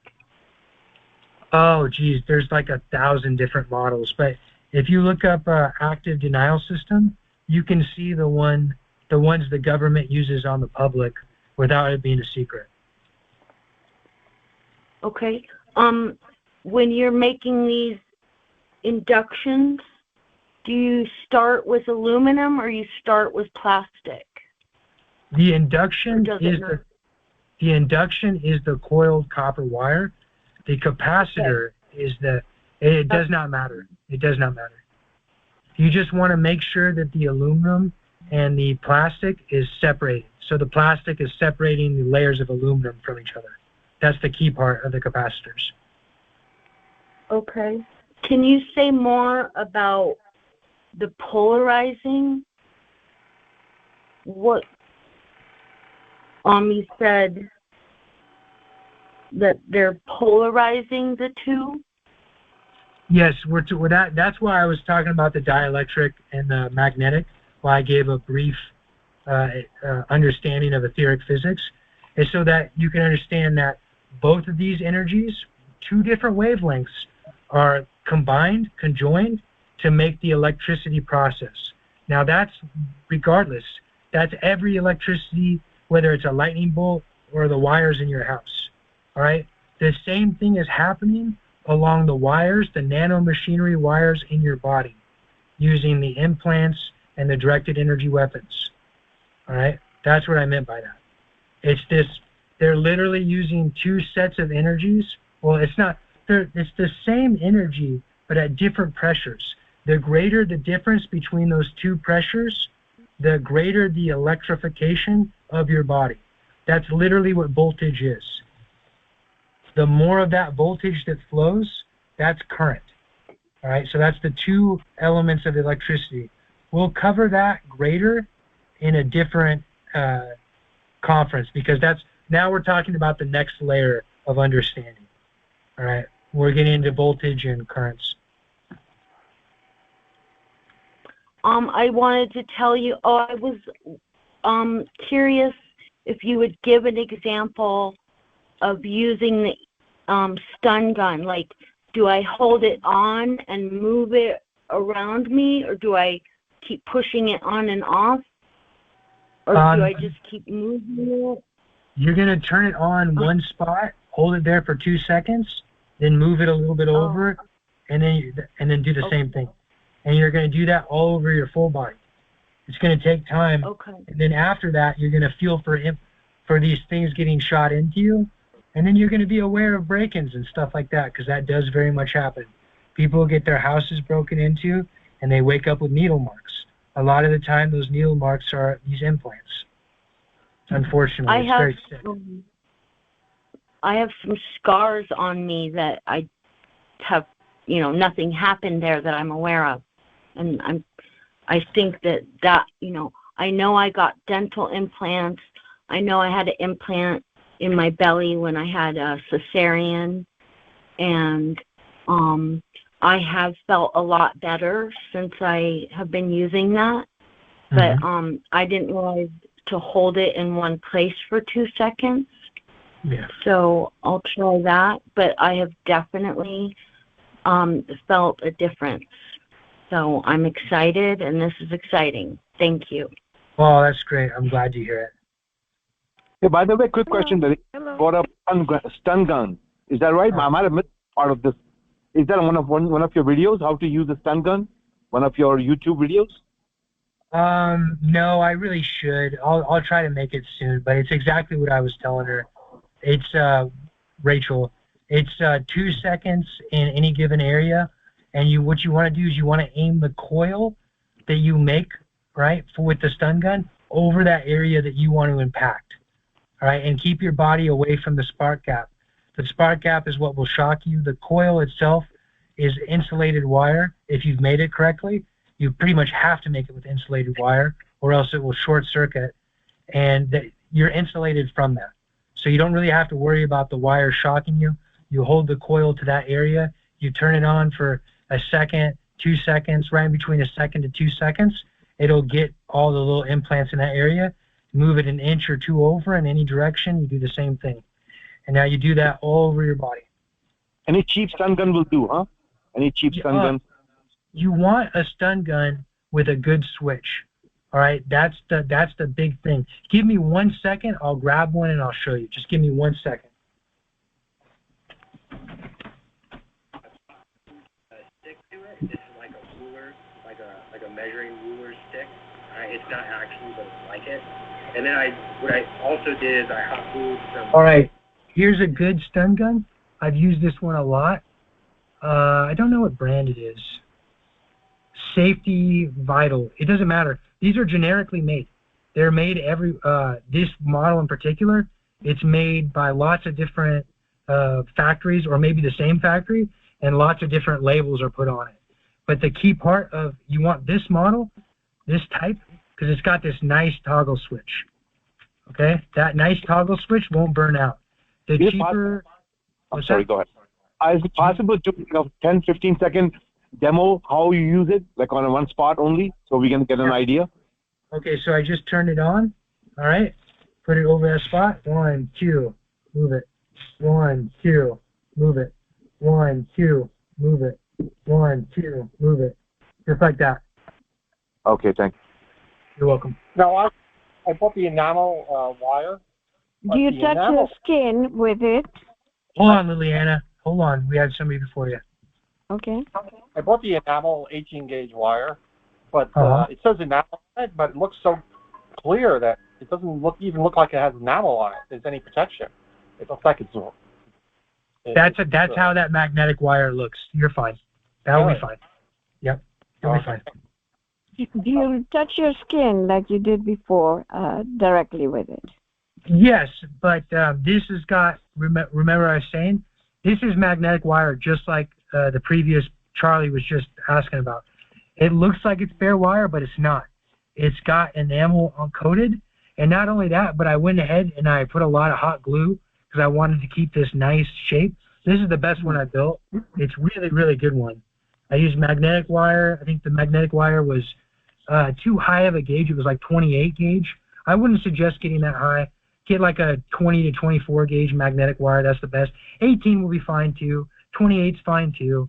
And then I covered it with the hot glue. The main thing about the wire is that if you have too much of a load on your high voltage power source, it won't work very well. All right. So if it's not working if it's firing off, okay, watch. You saw that little spark? That means it's going through the wire and it's completing the circuit at the spark gap just like we want it to. If that's how it's working and you're still having lots of effects, you're getting no relief, then what you need to do is you need to add loops or take away loops. And I would say on average, at like 20 gauge wire, you're talking about, 10 loops, 7 loops. At 18 gauge wire, you're talking about 6 loops. At 24 gauge, you're talking about 14 loops. So you just kind of want to measure this, but kind of by ear. But It's about, you want a height, once you've looped it, of about a 1/4 inch. A little bit higher, a little bit less than that, that's fine. The first one I built had, it was really sloppy. I've got it outside, right outside the door, but it was really sloppy and it still worked. It worked fine. I added too many loops, and the ring itself wasn't perfect like this one, and it still worked. It worked fine. How many loops for speaker wire? Well, so for speaker, that's how I did the first one. That's why I was telling people it worked, because speaker wire is easy and cheap to get. But if it's 18 or 20 gauge speaker wire, talking about 8 loops, give or take. Okay, maybe I should remake it then. Thank you. You're welcome. You want to make sure it's not overloaded, right? You want it to have at least a few loops, like 4 or 5, but you don't want it to have too many, or it won't have a big enough field to penetrate the first layer of your skin to deactivate those implants. Can the speaker wire be in the encasing, or have to be bare speaker wire?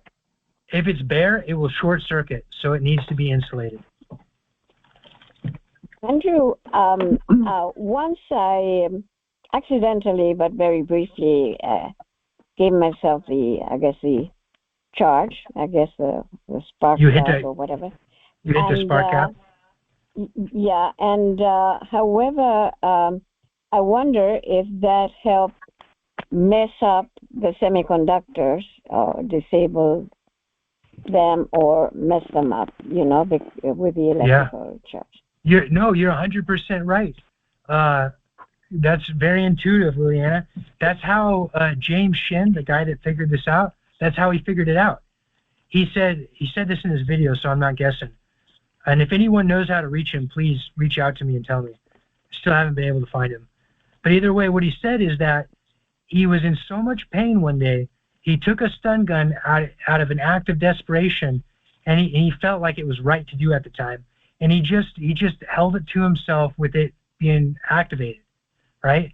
And what he noticed was instant relief from getting hit with that stun gun. And then he figured out, well, what do I do to make this safe so it doesn't hurt me? So he put it in the toroidal, he put it in a coil, an induction coil, right? Because that's what this is. It's another induction coil, and it's forming a magnetic field, just like the one I was talking about earlier, right, that you can wear on you too. And then he used that to direct it over his skin, and that's where we are today with stun gun EMP. There are other ways to make EMP devices. It's just the stun gun's so easy here in the United States to make one. Your average studio's got a stun gun you can buy and get this going. Great. I'm sorry, Andrew. How many loops for 18 gauge wire again? Let's say 6, 8, something like right around there. 6 to 8. 6 to 8. Around there. Yep. And you wanted the diameter of a soup can. A soup can? Okay. Yeah, a soup can, a smaller soup can. Soup can. Okay. Also, which is this shape. That's what this is. Yeah. So I'll use something like a soup can too, as a mold when I do it. Just another question. I have with the water. I have a well. I'm drinking out of well water, but the ionized. It's better to drink the well water than going out and buy the ionized water, right? Yeah, but I would hate to not mention this. I guarantee they poisoned that well. And I'm sorry to be the bearer of bad news, but that's one of the things they do even in city, right? So what they do in city is they'll spray the outside of the pipes with a chemical agent that will leach through. And they will literally pay city employees that are part of the outer ring of these human trafficking networks. While they're gauging your water supply, because they can technically do that anytime, they will literally spray this crap on it. I've seen them do it many times. So if they're doing that to people in the city, almost guarantee they're doing that during your break-ins. Well, that's what I thought. There was a construction crew right across the street, and they were there all day Friday. It's a Friday or Thursday. And I'm thinking maybe they're contaminating the well. Maybe they're digging down into the water and contaminating it. They they very, very much do that. I wouldn't know particularly, but are you on a septic system or the city sewage, county sewage? Septic. We're in septic. Okay. The other thing they do is this is more for people in the city. Is these construction people, what they'll do is they'll try to rig the sewage in your area to back up a little bit so that they can dump chemicals into it upstream of you, so that when you use your water supply, your water goes down, those chemical solvents come up, and those chemical solvents are synthetic heavy metal particulate that operates similarly to heavy metals and chemtrails. It's chemtrail-like particulate that will come up out of your sewers. For you, Charlie, though, what they'll do is during a break-in, they'll pour that same chemical solvent down into your drainage so it sticks around in your septic system, and then the same thing will happen. If you put your face over your drains, I only recommend doing this once, and running the water down it, and then breathing this at the process while the water is running down the drain, you will feel effects immediately, and that's that chemical solvent.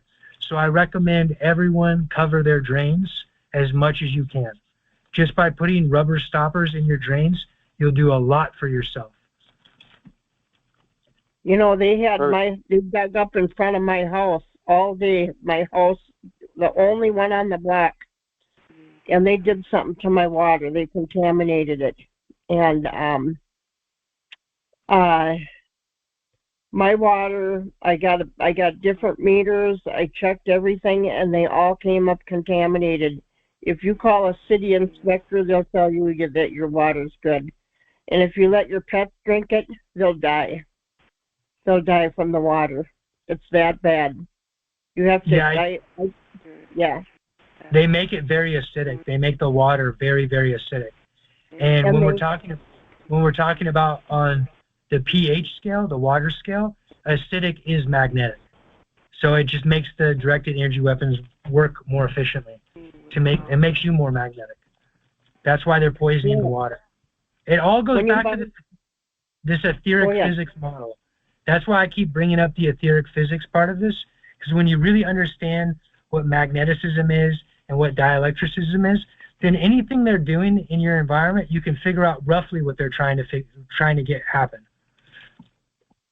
Yeah, when you buy water, you buy the water. Don't buy the purified water. Only the plain water. Your feed's going all out. We can't hear you. You could buy a home tester to see how acidic or your water is. Is that correct? Yeah. I think. Yeah. And I would for everyone that wants to see for themselves what's going on with the water supply. Because sending it out compromised test. So it's better. Wait, hold on. One second, Charlie. 1 second. I'm going to mute everybody.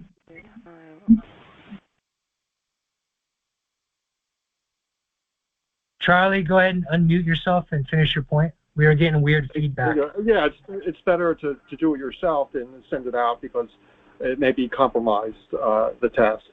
You're just wasting your money. 100%. Great point.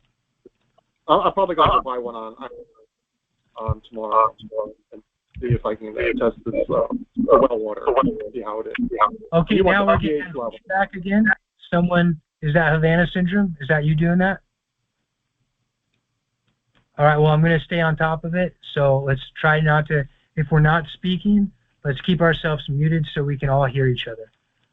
Sorry, Charlie. Yeah. You just want to hear, you want to see it with the pH level of the water, basically, on the tab. And exactly. And don't be, sorry for interrupting you, don't be so caught up on the pH level, because there are other things that can be added that will not show up in those pH scales, but I almost guarantee you acidity will show up. But if it doesn't, it's no indicator that your water is fine. Thank you very much. Yeah, thanks, Charlie. I hate being the bearer of bad news. What they trying to do to you and to all of us that are truly targeted is they're trying to poison you at every possible level. That's what I was saying earlier about this is like a war where they've singled you out from society, these subcontractors, primarily here in the United States through DHS and FBI and U.S. military. They have singled you out and instituted all-out war on you. They have only one rule, and the one rule is don't get caught. Have plausible deniability, which is the same thing. Plausible deniability, don't get caught. Sometimes they even break that rule. They go, I don't care. You know, for whatever reason, we're going to get caught this time because the trauma we're going to inflict is worth it. So that one rule isn't even followed. If they can, what I'm trying to say is if they can poison your food, they'll poison your food. If they can poison your water, they'll poison your water. If they can spray herbicides and pesticides all over everything you own, they'll spray herbicides and pesticides all over everything you own. And that's what they're doing in the break-ins. They're poisoning food, water, or changing the capacity of your house to poison you more effectively, or spraying these chemical solvents or these chemtrail-like particulates or other weapon systems that I'll have to go over at a different time.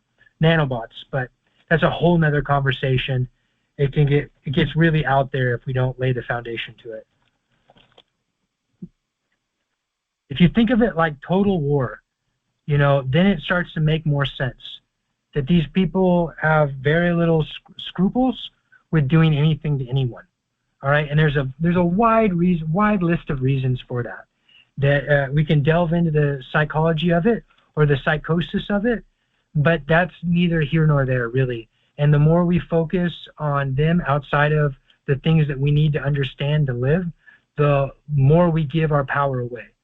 What we're talking about today is it gives us the capacity to move beyond what they're doing. All right? And I'm not just saying this. I'm literally being attacked as hard as they can right now. I can feel the lasers hitting me, and I can feel the vibrations of the brace pulling those frequencies off me in real time. And if I wasn't doing all the things I'm doing right now, I would be incapacitated. I would not be able to present to you. I would not be able to function at all. I'd be dead very quickly. So I'm not just saying these things, I'm living them. And I recommend we all try to move through these steps and claim our power back, claim our lives back. And if enough of us claim our lives back, then the greater thing can happen. We can claim society, right? Society for the free, right? Which is what we're supposed to be about here in the United States. But either way, maybe that was always a lie. I don't know. I don't want to keep ranting. Has anybody got any other questions? Thank you very much for doing the podcast. I really appreciate it. And several other people, most people are appreciative. I appreciate that, Charlie. It's literally all of this was a gift from God, and I'd be a fool not to give it away as it was given to me. I have a quick question. Okay. How come they try to stop you from eating and stay out of the kitchen? It's like that's where most of this, what they do is in the kitchen, and then when you try to eat, it's like really, really, it's like a battle or something. Do you know if that's happening to anybody? It would be hard to know specifically what's going on, but it's like I was just saying, if they can poison you or your food, they're going to do it. I'll give you a few examples. A lot of times during break-ins, what they're doing, like I said, they're poisoning food. They use this very, very small particulate, and they literally spray it onto food, or they release enough of it into an area, and then they use, and it'll be magnetically charged, this particulate, and it will move through the food. So if you're eating something and you're getting symptoms immediately, it's probably because your food was tampered with. Some of this is happening at the store too. Some of this is happening in distribution, and some of it is happening at the farms, whether they're meat farms or produce or whatever, or in shipping. So this poisoning, it's not, this is what I was saying too earlier about this is happening to all of society now. It's just that targeted individuals are getting the most intense version of it.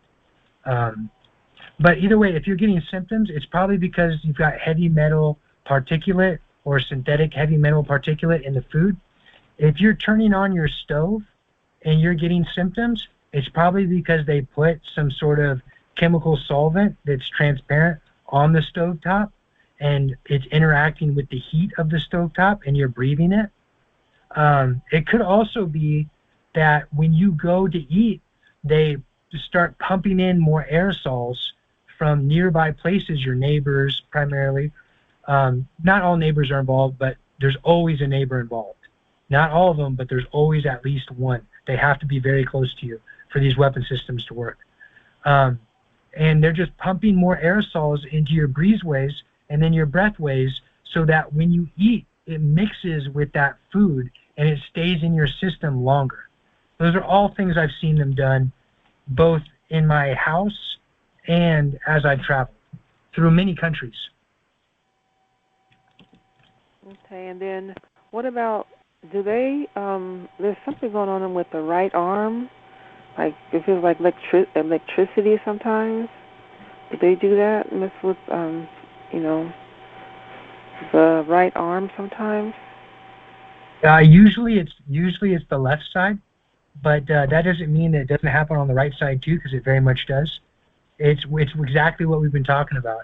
It's implants and nanomachinery growing from implant to implant, and then directed energy weapon hitting those implants, and that energy going into the nanomachinery, which those are like wires, and that's what causes the twitching. All right, the twitching is actually the nanomachinery reacting to the electrical charge of the weapon, the directed energy weapons. I know that's a lot. I know that's a lot for you if this is the first time you've ever heard anything like that. So please, if that's confusing, go back and watch the other live calls, and basically just the Onionhead Andrew Rumble page. I have this sourced infinitely, not infinitely, but I have it sourced very, very well, these claims I'm making.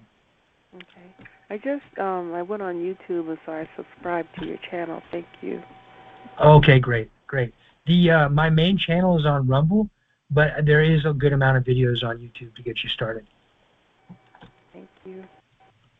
Thank you for your question. I have another question. Okay. Are you wearing anything on your head when you sleep? Are you wearing like any shielding or protection? No, not usually. Usually I'm using a pulsed electromagnetic frequency device that I built. The YouTube on how to build pulsed electromagnetic frequencies or the video, is on YouTube and Rumble. But what I've done basically is I've made a conductive layer of pulsed electromagnetic frequency, and then I insulated myself from that with a rubber mat, and I sleep on top of that. Okay. Thank you. You're welcome. That's totally next level, though, guys. At a future date, I will cover that more specifically in these calls. Is there any other questions?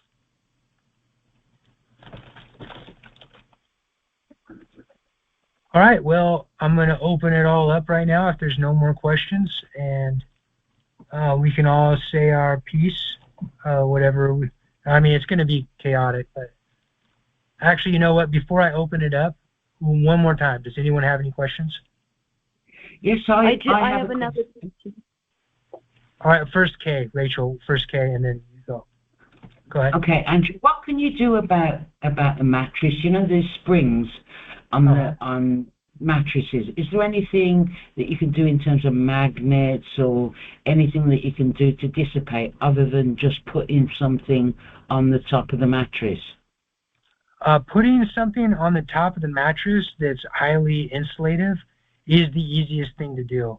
If you want to get into something more advanced, that would be what I was talking about, is building those pulsed electromagnetic frequency machines and then figuring out a way to pulse it on top of the mattress which basically what I did is I used sheets of aluminum.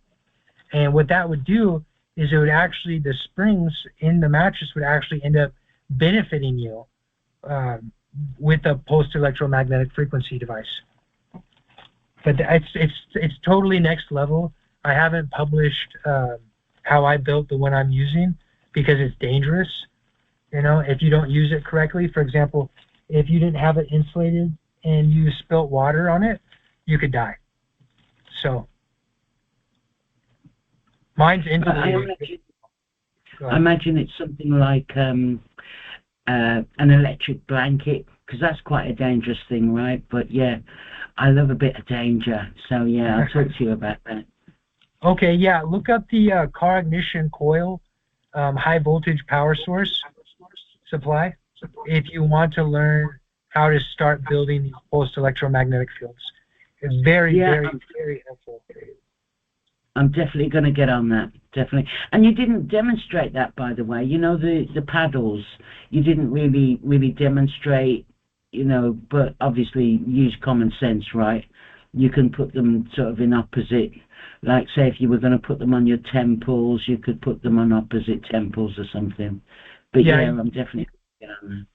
You're totally right, Kay. I should have demonstrated that. Hey, Andrew, I got a last question. I was just Googling some information on Amazon, some products that we just talked about. My question was, on stun gun, you said speaker wire can be used to create the coil, and then you said when you were creating the aluminum plastic capacitor, all that, for that, can I still do Romex wire? I looked at, it's a brand. Romex is a brand. Non-brand is price.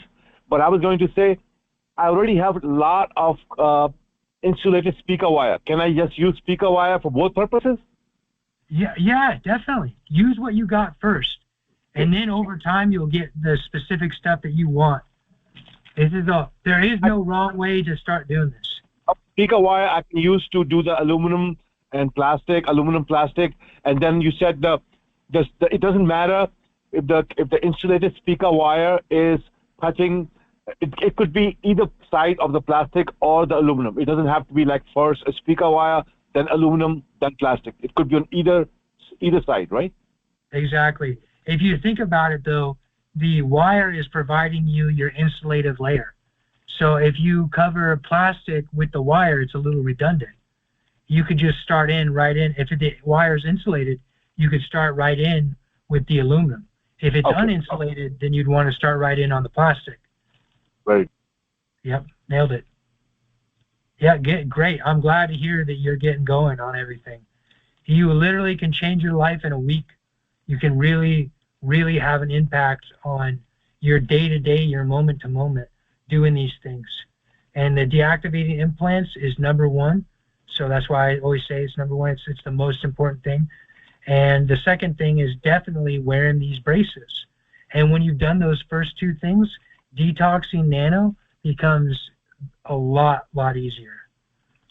But you still need to be aware of detoxing nano after you've done the first two things. Because like I said, if you've got a sugar habit or an alcohol habit or a smoking habit or anything that toxifies you really, you'll create a rapid growth of nanotech.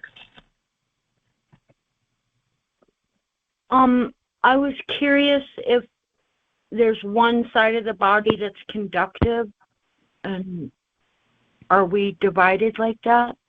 Okay.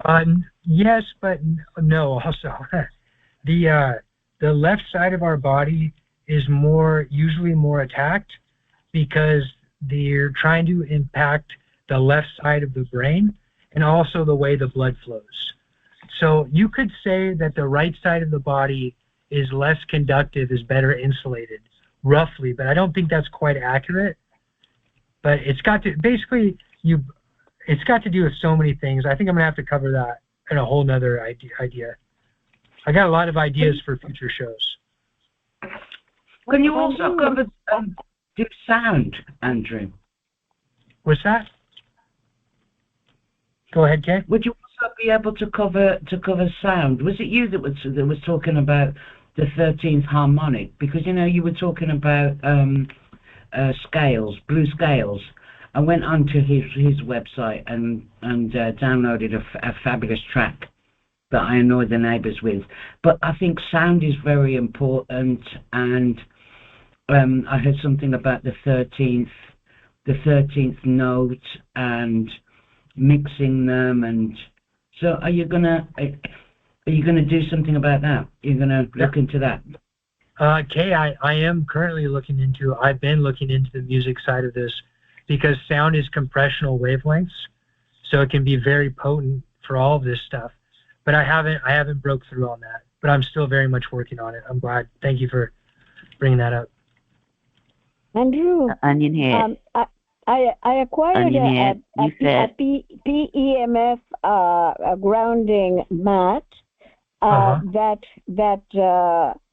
where you can choose frequencies like the solfeggio frequencies and stuff, and it was working fine for a few days, and then the criminals took over the electrical part of it. So a friend of mine told me to put twisted copper tensor rings all around the PMF grounding mat to protect it from being taken over electronically, and put in their own frequencies to it.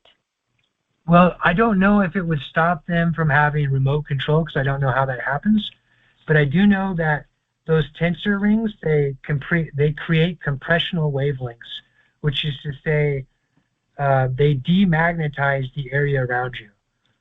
So if you put those on your pulsed electromagnetic field device, it's going to make it more effective regardless.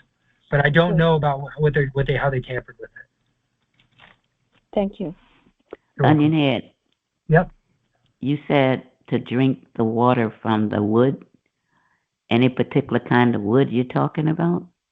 Well, a better way to say it was activated charcoal. I was just using charcoal that I basically found. Okay. I scavenge. I don't like spending money on anything. Now, is there any kind of brand water that you could get that's not seriously detrimental? I mean, all of it has possibilities, but any type of bottled water that's okay? So it's not particularly the brand, although there is some brands that you want to avoid. You want to avoid Coca-Cola, so that would be Dasani. You want to avoid those bigger ones that have they got a bunch of particulate they put into their beverages. But the better thing of thinking about it is how can you get it and secure it without these people tampering with it? So what that means, they tamper with it two ways. They tamper with it when you go to get it, and that's a lot of that grocery store stuff is a distraction so that they can spray nanoparticulate into your environment and drift it into your food as you're buying it, all right? That's why they do all that at the grocery store. It's not just to mess with you. It's to keep you distracted so you don't understand how your food's being poisoned. The second thing they do is during break-ins. They do the exact same thing. So I would say it's not the bottled water, it's how you get it and how you secure it. That's the key part. Because they're gonna want to poison that as much as they want to hit anything. All right, thank you. You're welcome. Great question. Is there anybody else? Oh, Andrew, I just want to make a comment. I'm starting to think that all of my sicknesses, all my allergies and colds, all of this is created by the criminals spraying these chemicals, because the moment I get stuffed up in my apartment and I just turn on my AC, but just in fan mode, and I circulate air, all my symptoms go away. So the chemicals, whether it's cars or sprays or however they're getting them in, it can clear it out pretty quickly. But I'm just thinking, like, all the times that I've been sick, like, was it even really natural? Like, I don't think so. But my question about that is, would you ever consider doing a workshop on how to insulate the home, like the windows and doors against stuff like that? So that's a great question, Krista. this is what they specialize in, all right? This is what a lot of what their break-ins are doing. They're geofencing people's houses and figuring out how they can get this particulate into their airways. All right, so there's ways to deal with it, but at the end of the day, what they will do when you do all those things, so like copper building, before I get to that point, building a copper fan or spinning copper material in the fan can help you very, very much, all right, because that demagnetizes the particulate in your airways and it helps it fall to the ground. There are many things like that you can do. Pulsed electromagnetic fields actually do the same thing. They de-ionize or demagnetize the particulate and it falls to the ground. Another thing is ozone machines. Ozone machines can help very much because it does the same thing. But at the end of the day, as you do these things, what they're going to do is they are going to dump more and more and more chemical until every breath you take, you can taste it. And that's where I'm at right now. So this is what they have to do moving forward as you go through these systems. Now I'm still far, far, far better off breathing this chemical than having all the other weapon systems work and breathing the chemical. So just keep that in mind. I'll give you one right now that can be very helpful. 3 millimeter thick polyurethane plastic sheeting. They cannot drive the magnetic particulate through it. So if you wanted to cover a specific window or like, I don't know, some entryway type thing that you see this particulate, you know the particulate's coming through, that would be the best way to do it. At one point, I had a bivy sack made of that polyurethane material, and I'd sleep in it every night. This was before I had the implants activated because of how much chemical they were dumping in my area. And I would wake up not being able to breathe because I would have used all the breathable air up in that polyurethane bivy sack. And I did that for months. Months I experienced that. So it's however you can basically get these things to work. And you're right, that would be a good presentation. But just know as you move through this paradigm, this is what's waiting for you, is more and more chemicals. Because that's the only chemtrail-like particulate, I should say. That's the only real solution they have. That and using more high-powered directed energy weapons. But if you break through and you understand how to build these braces and whatnot, then even those high-powered weapon systems can be mitigated. All right? But the chemical solvents, the chemtrail-like particulates, can only be mitigated to such an extent. And I would say the best bang for your buck is going to be ozone machines or pulsed electromagnetic fields. Go ahead. Brands you recommend for ozone machines? None in particular. No, I haven't moved into it because I make my own ozone with the pulsed electromagnetic field devices. I have a big ozone machine, but I need help fixing it. It's a fan. They blew the fan out, and I don't know how to fix it. Would you be able to help me with that? Probably not, no. Just because of our distance. Like, you'd have to ship it to me.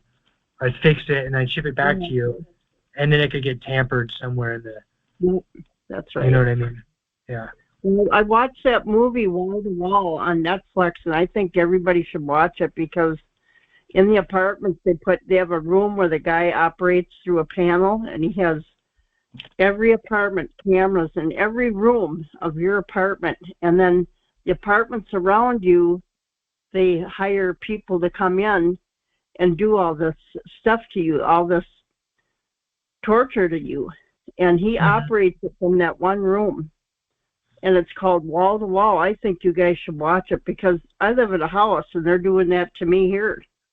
They move people. And if you look up the property, it says an entity lives there. It doesn't say their name. So that's where these criminals are buying all these houses. They get caught, you know. Yeah. That's what that is. It's not coming out yet. Yeah. Definitely. I mean, they torture the hell out of me. Yep. They really do. Yep. Hey, so does anyone have any other questions? We're nearing on 2.5 hours. It's a long time for one person to talk. Follow-up question on that, what you just said, the polyurethane, 3 mm thick, you said 3 mm thick? Yep, 3 millimeter thick polyurethane is thick enough to block the particulate. Can that be effective to use as a blanket while sleeping or as a canopy? It would be effective if you sealed yourself in it. It'd be hyper effective. But when so this stuff, this particulate, it's a lot of times it's lighter than air. And so when they drift it, it fills up all your air and then it just kind of levitates. It doesn't fall to the ground. So you end up breathing it. Oh. You see what I mean? Yeah, that's how it works. But go on the Rumble channel and learn how to build how to spin the copper on the fans, and that can help you greatly.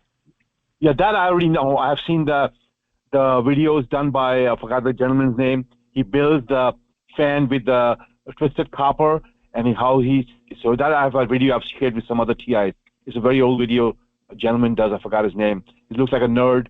If you've seen that video or not. It's very, very interesting video. He built from scratch, and he takes the fan, builds copper wires, and attached to all the fan blades. And he said when you spin it, it says it was so powerful it will affect even your neighborhood. But it goes so far. It 100% does. Was that Tony Pantelleresco? No, it's a different name. I have it. It could be. I don't think it's that same name. The guy wears glasses. He's thin, and he is kind of, it's very. It's hard to explain. I was very interesting video. Very, very intelligent man, middle-aged guy. It definitely works. It definitely works. It creates those compressional wavelengths that I was talking about. It creates that dielectric counterspatial field that I've been talking about. So once it falls to the ground, then you're stirring it up with every footstep, and are you working really hard to clean the ground then? I'm not. I should be, but yes, it does fall to the ground, and it does cake to your feet potentially as you walk through it.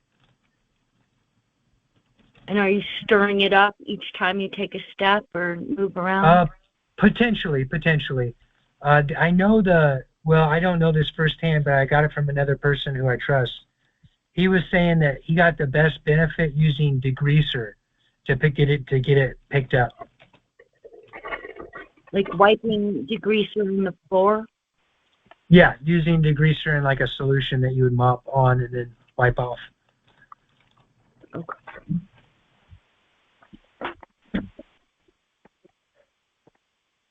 Does anyone got any other questions?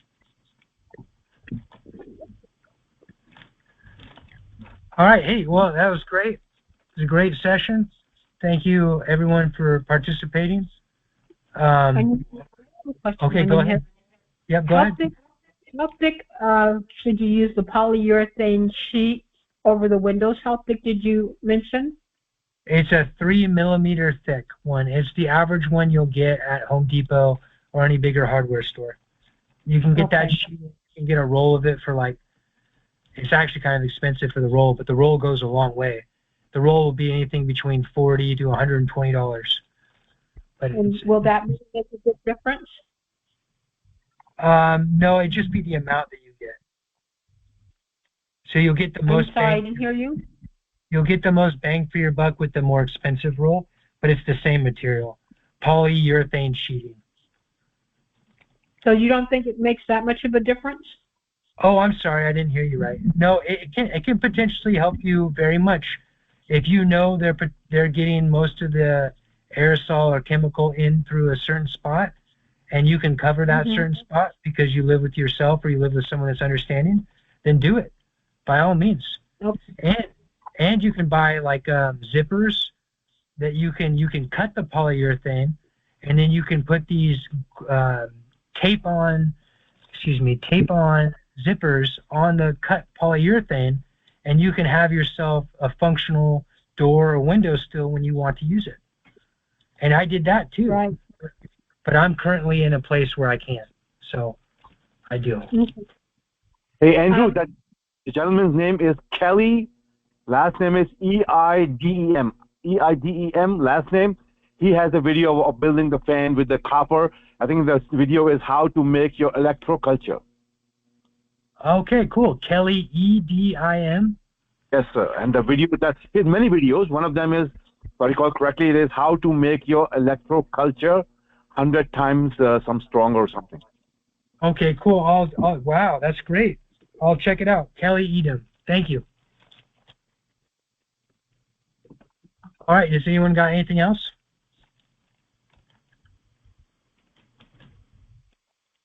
All right, if there's anybody shy, now would be the time. Okay, great. All right, thank you so much, everyone, for being here and participating, or even just listening. We're going to keep moving through this paradigm. I will see you all next Saturday at 3 p.m. Pacific Standard Time, and we will move into what will be next Saturday. It will be, I'm not sure yet. I think we'll probably go detoxing nano again, to a greater depth, what that entails. But I'm not sure if something else crosses my mind. I know we've had a lot of good suggestions today. I'll review those, and I'll send out that newsletter. I've been sending out newsletters. If you're not on the newsletter list and you want to be, go ahead and send me a message on my email at acole9689@hotmail.com. Again, the email is acole9689@hotmail.com. And I'll repeat it one more time because I know there's somebody's going to ask me.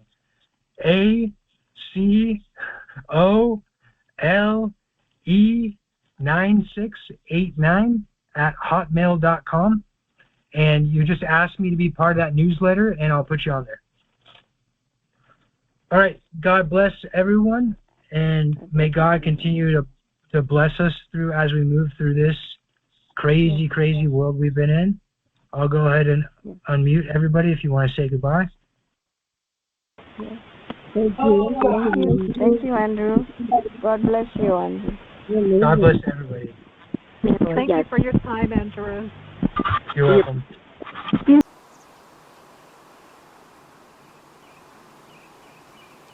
Tweet, tweet, tweet. Tweet, tweet, tweet, tweet, tweet.